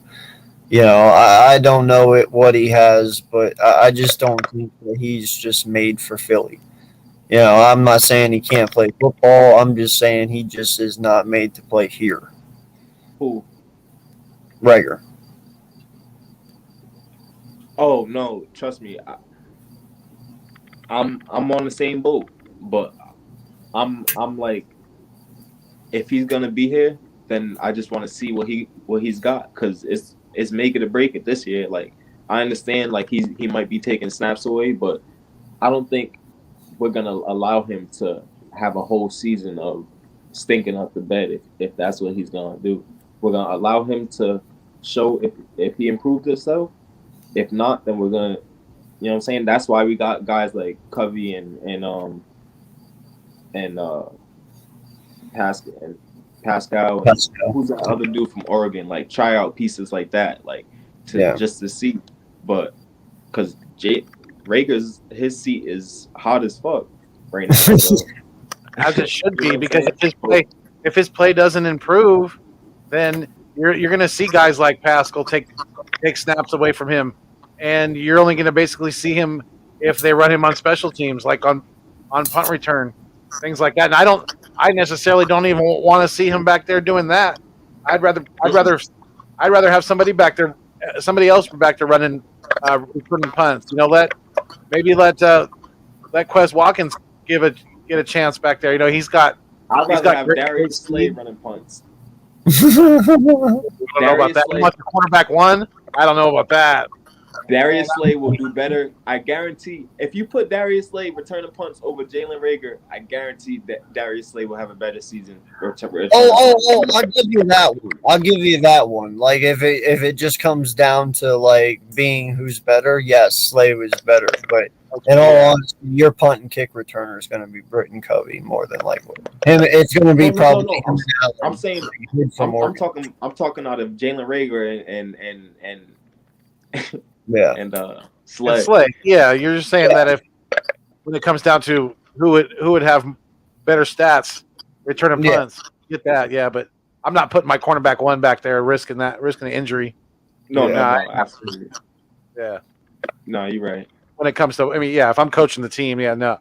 Darius Slay is, yeah, I mean, they tried they put him on offense a little bit last year and used him a little bit as a decoy, and I wouldn't mind, you know, possibly working him into some packages, maybe in the red zone, things like that. But I'm not going that far with D Slay. I'm just talking about, you know what I'm saying. Here and there. I predict he will have a touchdown on offense this year coming. Like Brian Westbrook, like he wasn't our primary punt returner, but at times he did, you know, like something like that. Or like D-Jax did too later on, you know, like sprinkled them in. Yeah, but D-Jax took a lot more snaps at punt returner because he should have been, you know what I'm saying? Like he could have at any given moment taking shit to the house. So he should be back there. D-Jack. Don't get me talking about D-Jack. That's my guy. One of the greatest comebacks ever. And you run the walk-off freaking punt return. That was a freaking amazing game. I remember watching that shit, and something in my, like, I just remember thinking, like, he's going to return this shit. Yeah, I was like, I remember talking to my wife in our old mobile home, and then we had I think it was tied, right? And I'm like it's going to overtime, and like I said that right as the dude punted it, and I'm like, unless he returns this, and I said that right as he muffed it, and then he picked it up and took it to the house, and it was just, bro, when he muffed it, my heart stopped. Yeah, totally right. Like as soon as that ball hit the ground, I was like, "Fuck!" And then instantly, as soon as he ran it back, I was like, "Okay." If you go back and look at that play, there was so many fucking crackbacks on that play. Like so many people got lit up. It was Jason Avant, great block. Jason Avant gave up his body on that one, man. Great block on that. And I mean, in all honesty, if he doesn't muff it, because that gave a couple of extra seconds for the blocking to set up. So if he doesn't muff that, he probably doesn't return that to the house because the blocking's not good. Still, just the muff itself was bad. I was like, oh no. Right. No, yeah, absolutely. I know. If I was to start like a YouTube channel, like that's the type of shit that would be like in my content. Like I like to talk about like in-depth shit like that. Like, you know what I'm saying? Like, because a lot of people, they just watch football for the big plays. They don't understand that there's a lot of shit that goes on in a play that makes things pop and things go. Like, you know what I'm saying? Like, there's a lot of pieces. The intricacies of the game. It's beautiful. Like, I love it. So that's why I like get so passionate about certain things, and like certain people could say something about a play and it could change the whole narrative, but that's not really the truth, because there was so many variables that made, you know what I'm saying, things work that aren't being discussed. So yeah. Oh, yeah. Our guy Jerry Lee's back. What up, Jerry? Buff is generally good. Welcome back, brother. Thanks, man. Thanks. How's everybody doing now? We're good. Doing good, dude. Chilling. Yeah. Just What with our new friend Rome here. How's it going, Rome? What's going on, bro? Chilling, brother, chilling. Yeah, I had to exit out, man. You guys got really deep in that conversation. I was done. Oh, did I was talking about Foles too much. No. We were No, talking the about other gun violence. Yeah, we were talking about the shootings and all that shit that's been happening recently, and the crazy shit that's happening in the world. Yeah, but no lie, the other thing that needs to be proven to me this year on this team is Dallas Goedert. You got to show me you're a $40 million tight end. Because, catching the hard ones and dropping the easy ones, I'm not okay with. Just saying. I think that's exactly why we got Calcaterra. I mean, I don't disrespect Dallas Goedert. Is a project. He's got some injury concerns too with the head stuff. Listen, I feel like Goddard has to be more consistent, definitely. when we traded Zach Ertz and when Philly 500 was kept saying we got to like, I was like, bro, what the fuck are you talking about? We got to trade Zach Ertz. As soon as we trade him, he gets the longest touchdown of his fucking career. Go figure, right? So I'm like, why are we trading away Zach Ertz? I don't know. Well, for one, he wanted a really big payday, and for two, he is getting old. Yeah, but maybe that's just a sentimental piece to you know what I'm saying? Like certain Eagles players like Dawkins, McNabb, Jackson, Mac, like certain players, McCoy, that I don't ever want to see go. I get you, man. You know, I felt the same way about like Westbrook and Shady. Yeah. Yeah, I like for instance, I look at this in one aspect. We sometimes hold on to players too long. Like for instance, JP. No disrespect to JP at all, but dude, way too long we held on to him. In some aspects, I believe we held on to Fletcher this year, re-signing him. I believe we might have held on to him a little bit too long. I understand it's for teaching and stuff like that, but you know what? Sometimes we do it a lot. But how can you? We definitely do it a lot. Yeah, See, there was other ones, but they escaped my brain. This all makes me go back to the Carson Wentz thing, right? Because it all trickles back to the main piece that we kept. You know what I'm saying? Like, so with Fletcher Cox, JP, I agree. We kept JP way too long. Not way too long, but probably 2 years too long. But Fletcher Cox, Zach Ertz, I feel like he still could have been efficient for us. You know what I'm saying? Like, he still could have been productive. Especially for Jalen Hurts, who needs a safety net. That's how I felt about it. I'm like, Zach Ertz is sure-handed. Like Homeboy said, Dallas Goedert not catching the easy ones. Like, you don't know. Like, it's iffy with Dallas Goedert. Like, you see the ball go up and like you think like, damn, there's no way he's about to catch this, and then he fucking mosses someone, and like he's so physically imposing that he should be doing the easy shit. Like, his fundamentals aren't there as Zach Ertz is more fundamentally sound. He's not explosive like Dallas Goedert, but he's gonna be there. He's gonna show up for you. You know what I'm saying? Like, and it goes back to the fourth down pass. Dallas Goedert might have dropped that shit. You know what I'm saying? Like,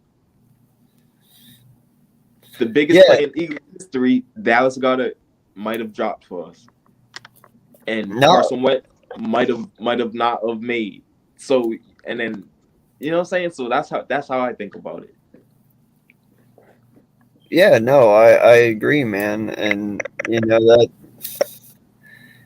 that's one thing that I look at where I believe Howie might have messed up a little bit, because if you wanted to ultimately get rid of these players eventually, like, you should have traded Fletcher Cox after 2018, when, or even 17, whenever his asking price was ultimately high enough. You know, if you like JP the same way, when these guys won that Super Bowl, that's when you should have gotten rid of them. I understand, you know, when you're going back to back, but after 18, when we didn't go, that's when they should have went. JP shouldn't have been on this team 1920. You know, he shouldn't have been. You I know, agree. Right. They were still worth money then too. You know what I mean? yeah, you know, so you should have unloaded the roster whenever their peak was the highest. Now you have a aging Fletcher Cox who you're not going to get much value from anymore. You might get a third or a fourth if someone's desperate and say like week 7, say somebody gets injured and Jordan Davis is just doing a great job and they want to unload him real fast. You might be able to do that through an injury, but his value for the most part, you're just waiting it out for 1 year. With the JP thing, I understand. I could understand. See, I try to relate on both sides of the spectrum, so I could understand from a strategy perspective, like them trying to mold Mylata through keeping JP and him, you know what I'm saying, kind of like teaching him the ropes of how to be a left tackle. Because if you remember, we had just Mylata was a project, so Yeah. we had JP there, a Hall of Fame left tackle, teaching a guy that never played the sport of football. So I could understand that. You know what I'm saying? Well, you did have Dillard at the time, though. Now, granted, Dillard what? Now, listen though. Like, Dillard actually was decent his first 2 games at left tackle before we moved him to right tackle. When we moved him to right tackle is when he never was the same again. He was actually pretty decent his first 2 starts at left tackle when he Who would first you started. rather have at left tackle, Dillard or Mylata? Well, now that's not even a question. Of course, you know, we know But the I was, answer. but But here's but the thing. my whole thing is I believe that Jason Peters stunted Dillard and Mylata's growth both by not playing them, because I believe even though Mylata was learning, he still had the fundamentals down, you know, and you're only going to get better by playing more. But two, Dillard could have filled that gap, and I believe if we never would have moved him to right tackle to begin with and destroyed his confidence, he wouldn't have been as bad as what he was. You know what? I want to see him play now after he's gained all that weight and muscle. Yeah, he looks like a fucking wrestler, huh? Yo, Beast. he must have went and worked out with Aaron Darnold. Like, I'm not even playing. He's ripped, dude. But Motivation will do that to you. Dillard, Oh, you're talking about Dillard. Okay. yeah, he's got the Aaron Darnold body going on. But then if we maturate Dillard at the left tackle, what do we do with Mylata? Because I feel like Mylata at the left tackle has more upside than Dillard. Oh, absolutely. It's good to have a backup, bro. Huh? No, I agree with you, but I let me put it in this terms. Think of it- And yeah, this go is ahead. just my opinion. And I'm sure Foothills, you're going to lean on this one. I believe Mylata is at the point in his career, and he understands the point of football to the point now where he can play right tackle just as good as he plays left. Yeah. And with the Truly believe that. with the injuries that Lane Johnson has had, it's like Jerry just said, it's always good to have a backup, because if Lane goes out, Mulata can just switch over to the right side, and then Dillard can play left, and we're good to go. But yeah, I think he gets the concept of switching sides now. Like back in the day when he played right tackle the first time for Lane, like you said earlier, he was still young and learning. You know, the concept of blocking right side compared to left, getting to adjust to that and never playing football, that's got to be hard. But now that he's in, what, sixth year, right? Am I right? Mylata? Isn't he in his fifth or sixth year? Yeah, Yeah, 2018 was his first year, right? Has it been that long already? Yeah, I think you're right. 2018 was. Yeah, For real? because he was I the thought, same year as Andre Dillard. I thought he was in his 4th year. That's my bad. Jordan Mailata. Yeah, wasn't he the same year as Dillard? He was just taken in the 7th, not the. Yeah, I'm pretty sure. Yeah. Yeah. So that's what I'm That's saying. 3 For years. now that he's that mature and dude, Stoutland's got this kid playing at an ultimate level. I don't think he's going to have a hard transition on the right side. I think he'll just that's that simple, honestly. Yeah, I agree. But now, well, where is he gonna stay? Like he has to get comfortable at one position. Like I feel like you only use that strategy when you need to plug and play. Like, are we gonna? I want to keep him. I Are want we to keep gonna? him where he's at, but I want to keep him where he's at. You know what I Goal mean? line- And just have goal line Dillard in the back. situation- And goal line situations when we can bring in that extra lineman, you do use them Yep. there too. You know, We could there's different we could packages use where we like, can work like in. a jumbo set. Put Mhm. Dillard at left tackle and have Mailata as like a jumbo tight end and use them for like pull plays and shit like that. And You could even slide. Okay, you want to get creative. You could even slide. You could get real creative with it. Slide Dillard in some sub packages at left tackle, right, and then have Jordan Mailata at tight end. no, And don't forget, Lane can catch. Right? Lane had more touchdowns than all of the New York Giants. Come on now. All I know is that I really like the way that we're going with our offensive line because when I look at it, first off, I have a very high expectation for Jack Driscoll. Okay, I've always said that, and I do. You know, he shut down Chase Young his rookie year, didn't give up a single sack. You know, and Chase Young was the first overall pick, right? Second, whatever, he was there.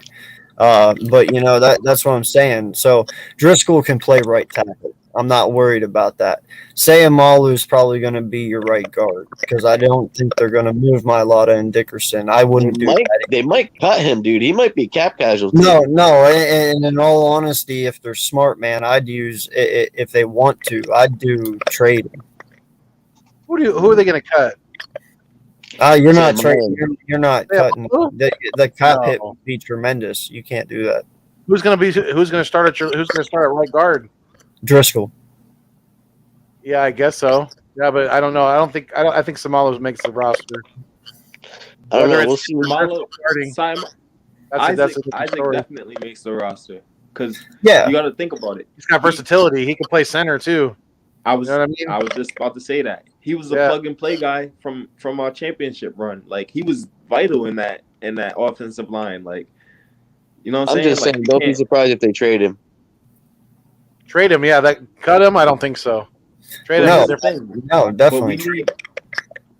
But we have depth though, and that's the good thing about it. Like I feel like we keep who we have because we have so much depth, and this is Sutherland's last year, so I feel like we keep that infrastructure on the O line, and you know what I'm saying, get all we could get out of Jason Kelsey's potential last year and Sutherland's last year. You know what I'm saying? So I feel like You we mean have a Stoutland? great Jeff Stoutland? Stoutland. I said Sutherland. My bad. Stoutland. All right, let me You ask you think this they're going to question. get rid of Stoutland? No, it's talking- actually He talked about retiring after this year. yeah. Yeah. No. There's yeah. Well, you know who I see coming into his place? Kelsey. It's Yeah. Kels. Yeah. That's Yeah. what there's been rumors about that too. There is at Yep. least. No, but in all honesty, let me put this into the scenario. Say through OTAs here and training camp, they decide, okay, well Driscoll actually can hold this, or maybe they put somebody else there and they're like, all right, our depth is good enough, and they use Sayamalu and trade Sayamalu to, we'll just say the Bengals for Jesse Bates or to Baltimore for Chuck. You're going to be upset with that? I mean, that to me, that's using an asset that we technically don't need as much to get something that we do need. in No, return. that's what you call a power move. That's what I'm saying. Yeah. Or You send don't him get to upset. send You him don't to get Green upset Bay. at that. Get a running back. Get one of their running backs. Oh yeah. So I'd just say Amalu Enrager for AJ Dillon. There you go. That's what we were talking about earlier. Yep. Yeah. That would be crazy because That would Right? make us a Super Bowl contender for sure. that would For sure. that would be crazy if we got AJ Dillon for fucking Rager inside. Right. Well, Sam Malu's worth it, but Rager Possibility. he isn't. He's just the kicker, the icing on the cake. Even if we have to throw in a second round pick for next year in that deal, I'll do that. Yep, Oh, I'll do it. Nah. We don't. That's overkill. You could probably get away with a third or a fourth, but that right there, that's Yeah, I agree with that too. yeah. Obviously, you start low. Yeah. Start low and negotiate. You know, you offer Like for instance, I even brought this up, man. Tell me what you think about this, and I hope you all like this one. All right, we all see what the Seattle Seahawks are right now with Drew Lock. They even say they're going in with him. Well, if they go in with Drew Lock, I'm not expecting them to do anything. Okay. So what if they start to tank and they go? It's a shopping spree. I would sense no. I'm sorry, Sayamalu. I got love for you, my dog. But what about Sayamalu for Jamal Adams? Oh hell yeah! Yeah, that's an immediate upgrade. That's a power move. Jamal, like I mean, that, you probably have to give a little more, but still. yeah, because that's not. Are you crazy? You would definitely have to get. Yeah. Like, that's not even a fit. You can't even do that trade in Madden. Right? Not accepted. No, obviously you'd have to give a little more, but that's who I would use to go get him because I'd be like, hey, I'm giving you an if you're talking upgrade. You have to turn now the you're cap talking. Now you're talking second rounds. Now you're talking another player in the second round for that trade. Potentially All even right, more. Sam Malu Rager in a 2023 second. Damn, But you gotta think about his contract. Didn't he just sign the contract a year ago or 2 years ago? It's been a couple of years. He's on the back end of it. He's on the third year of what, a fourth or 4 year, 4 or 5 year deal. Yeah. So he's at the end of it. I don't think it would be that much, honestly. Yeah. I'd have to Then Google. again, I don't think we. I mean, obviously, I wouldn't be mad at it, especially if we get a somewhat of a team friendly deal if we upgrade at the safety position. But man, I'm kind of excited to see if Marcus Epps gets a starting role this year because I think he's ready. He's ready. And let me be good. very frank. Adams would be a late season acquisition. Like I'm talking like week 7, like when we know the Seahawks are definitely done and we're a contender. You know what I mean? That wouldn't be something you do in the off season. I mean, like Marcus more like Epps is gonna later in be the good season, this like year. week Trust after me. week 10, something like that. If Yeah. you look at the way Marcus Epps plays, like he plays fast. Mm-hmm. And He's always around the ball. But look at the upgrades we have around him. Like that's only gonna allow him to play even faster and with more confidence. Yeah. Like it's gonna be crazy. Like his instincts, you can't teach it. I'm not saying they're overwhelmingly elite, but he makes plays, special teams. Like he flies around.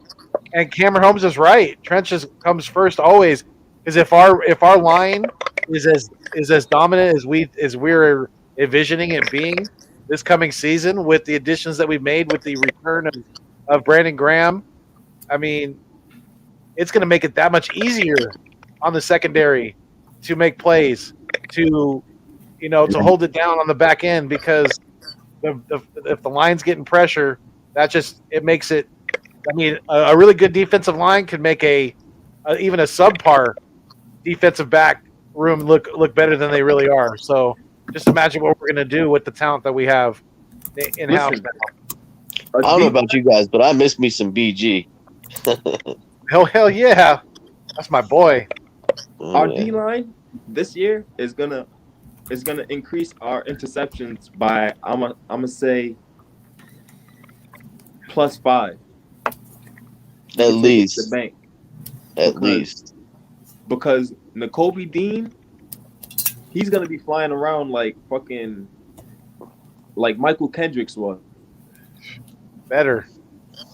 Dude, there's gonna be Potentially so even much better, but credit. I'm a huge Kendricks fans because like he flew around like he was sideline to sideline like, but I feel like N'Kobe Dean could be a upgrade over that. But Yeah. I'm saying I'm not gonna put too much on his shoulders because he is a rookie.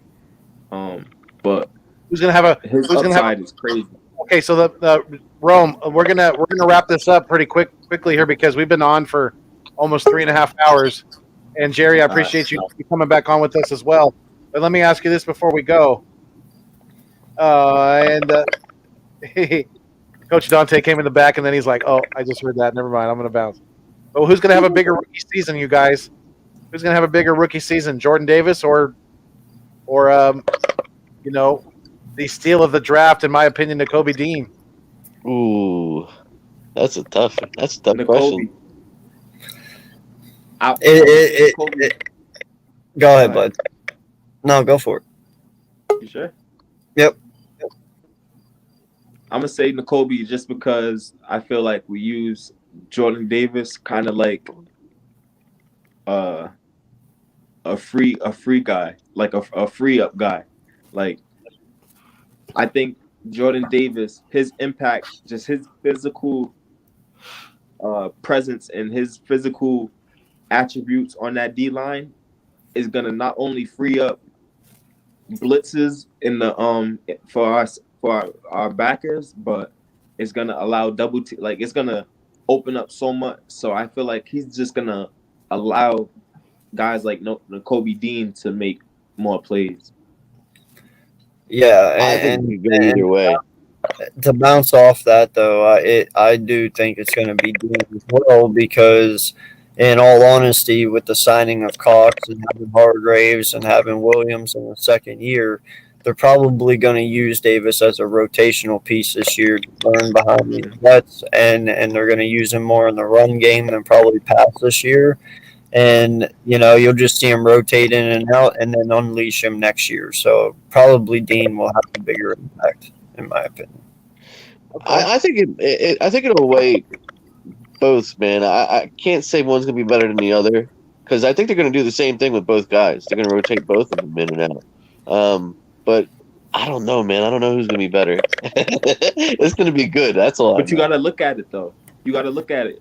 Who do we need more? We need a linebacker. We need N'Kobe Dean more than we need Davis right now. For this season coming up, we need a linebacker more than we need Davis. Like you said, he's gonna be more of a rotational piece. So, well, to a point. Yeah, and I'll counter that by saying this: N'Kobe Dean definitely has a better chance of beating out the guys around him at the position that he plays more than Jordan Davis does, just for the mere facts of the staunch defensive tackles that we already have in Cox and Hargrave, as opposed to T.J. Edwards, who he's going to more than likely beat out for the middle linebacker position. So, yeah, I'm not so sure about that, man. Davis is huge, dude. I was about to say that.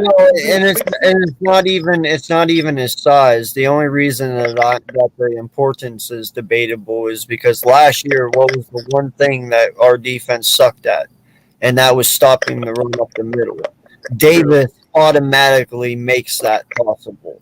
So his importance is going to be very, very important to this defense because he is going to be your guy who you put in so they can't go up the middle.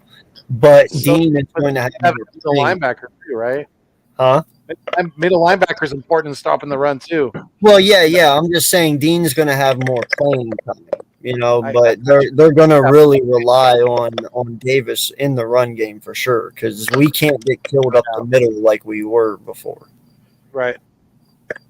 What's going on, Coach? Linebackers gonna be more cleanup. Hey, what's going on, y'all? What's going on? How y'all doing? Sorry, I popped in late. Getting a little getting the little loads together for OTAs and stuff. So doing some research on the NBA draft and stuff. So I'm sorry I'm joined a little late. I'm always up late at night, so I ain't doing Better too late much. than never. Better late than Yep. never, my guy.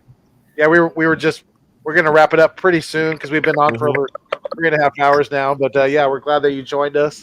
Yep. Definitely, and yeah, I mean, it's an exciting time, for us content creators. I know Coach Dante is also, he's also Houston Texans content creator and fan as well. So yeah, what are your thoughts on the Texans right now?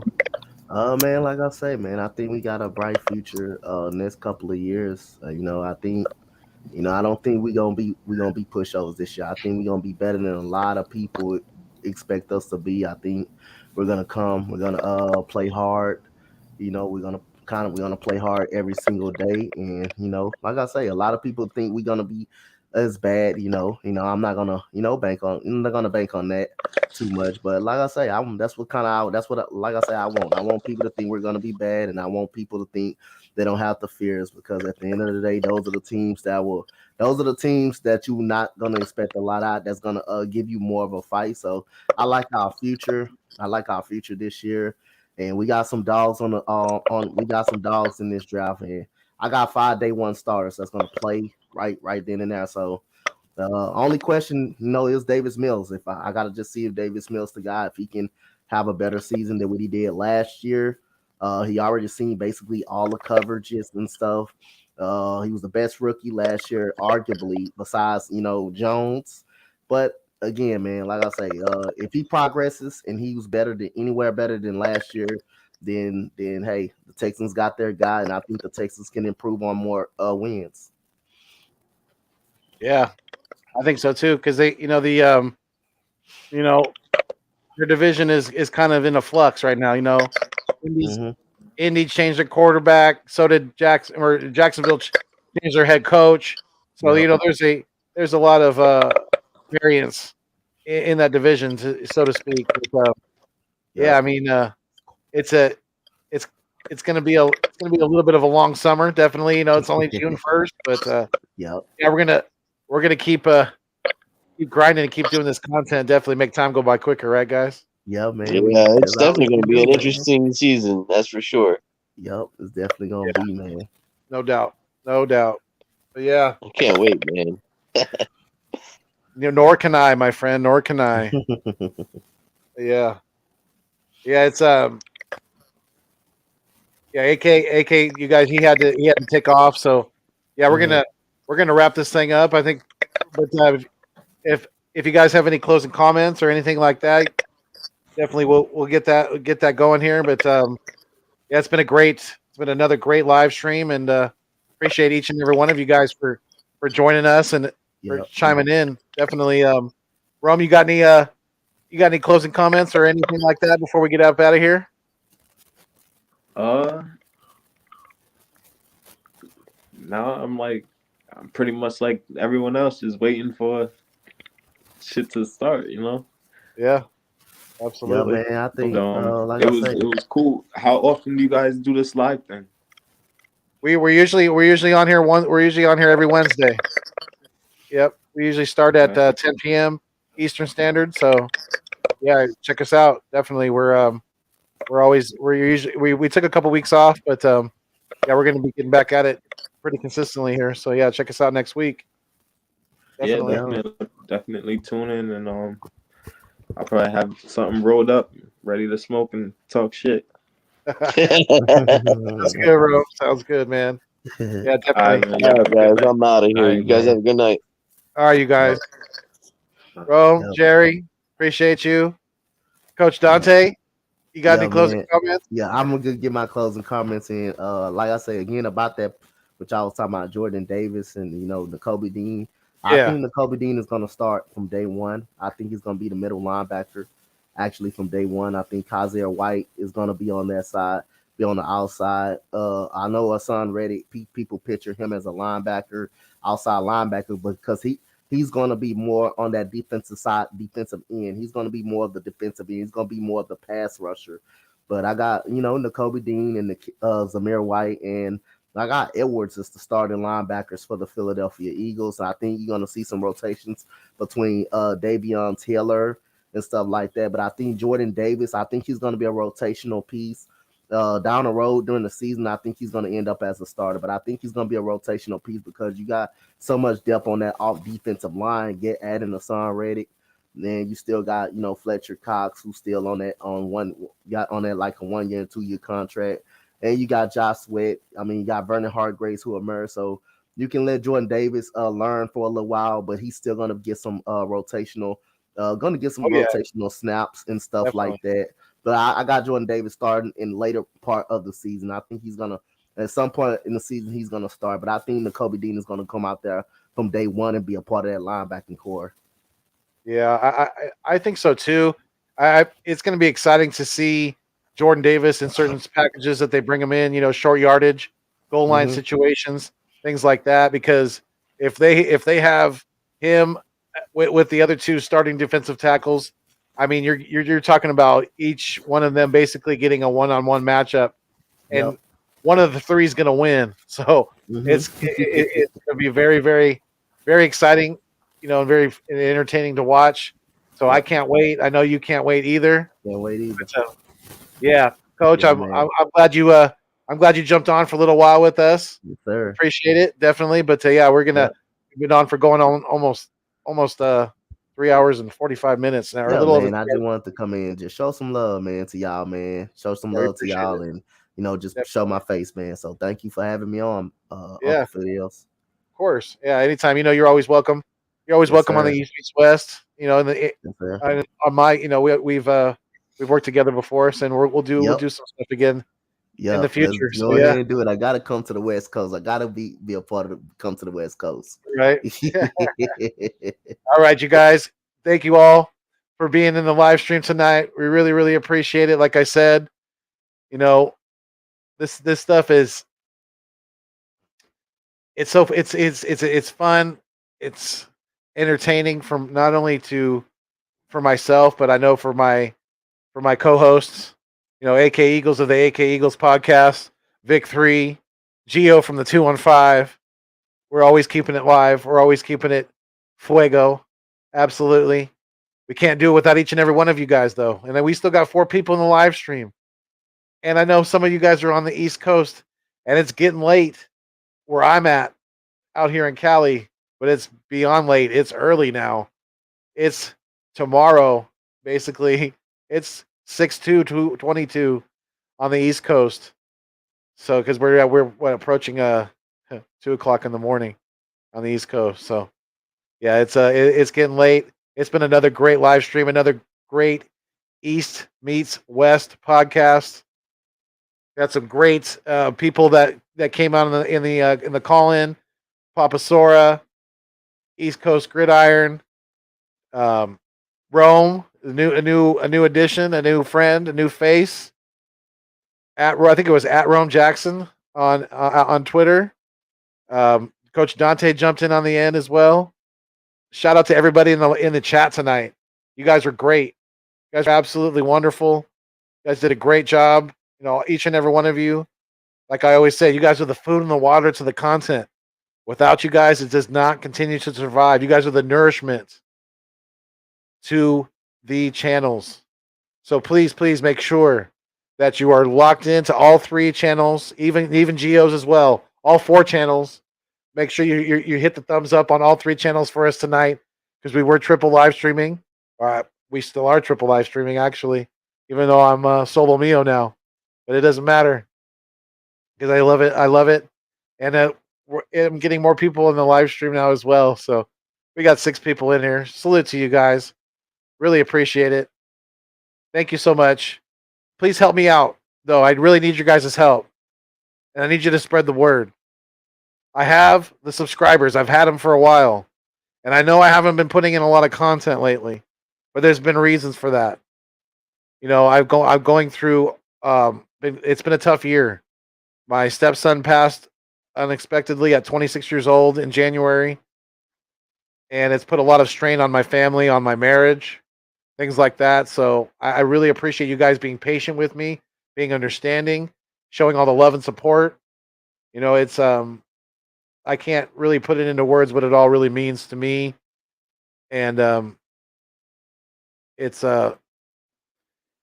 it's a goal of mine though to get this channel monetized. You know, to get my channel, the Nest Out West, monetized. So do me a favor. I have a lot of content that I've put out there over the last couple years that I've been on YouTube. Go back and watch as much of it as you can, even if you have to put it on mute in the background at work or at home. If you don't want to listen to it, I understand it. It could get redundant at times, and I'll obviously be talking about a lot of old topics because, like I said, I've been on here for a couple years. But go and watch as much of my content as possible on maybe a couple devices, even if you can, because I gotta stack up the watch hours, and I know, like I said, I have to put in the work, but I have in the past. So do me a favor, go watch some of my older content. Like I said, you can have it playing in the background while you're doing chores at home, while you're in the car, you know, while you're at work. You can either mute it if you need to. It doesn't matter as long as you're watching it, as long as you're viewing it. It's going to help me reach that goal. So I'd really, really appreciate that. It's going to help me tremendously, and it's only going to help make the content better for you guys as well. So that would be a much appreciated favor that you all can do for me and for my channel and all the good things that I'm doing out here out in Cali. But yeah, 3 hours and 45 minutes. I think we're going to wrap this up, you guys. So until next time, we fly until we die. Stay mean, stay green. Thanks for viewing us on your screen. But most importantly, like I always say, y'all know what it is. What is it? What do I always say? You know the saying. Keep it fuego. That's right.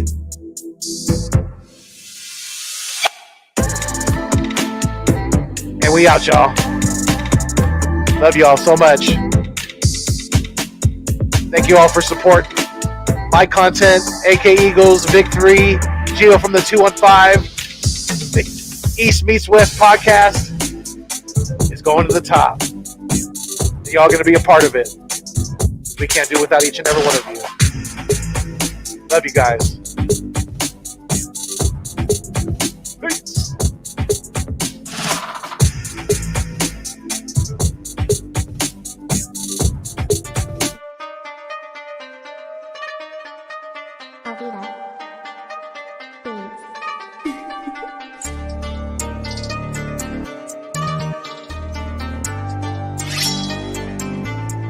Monk.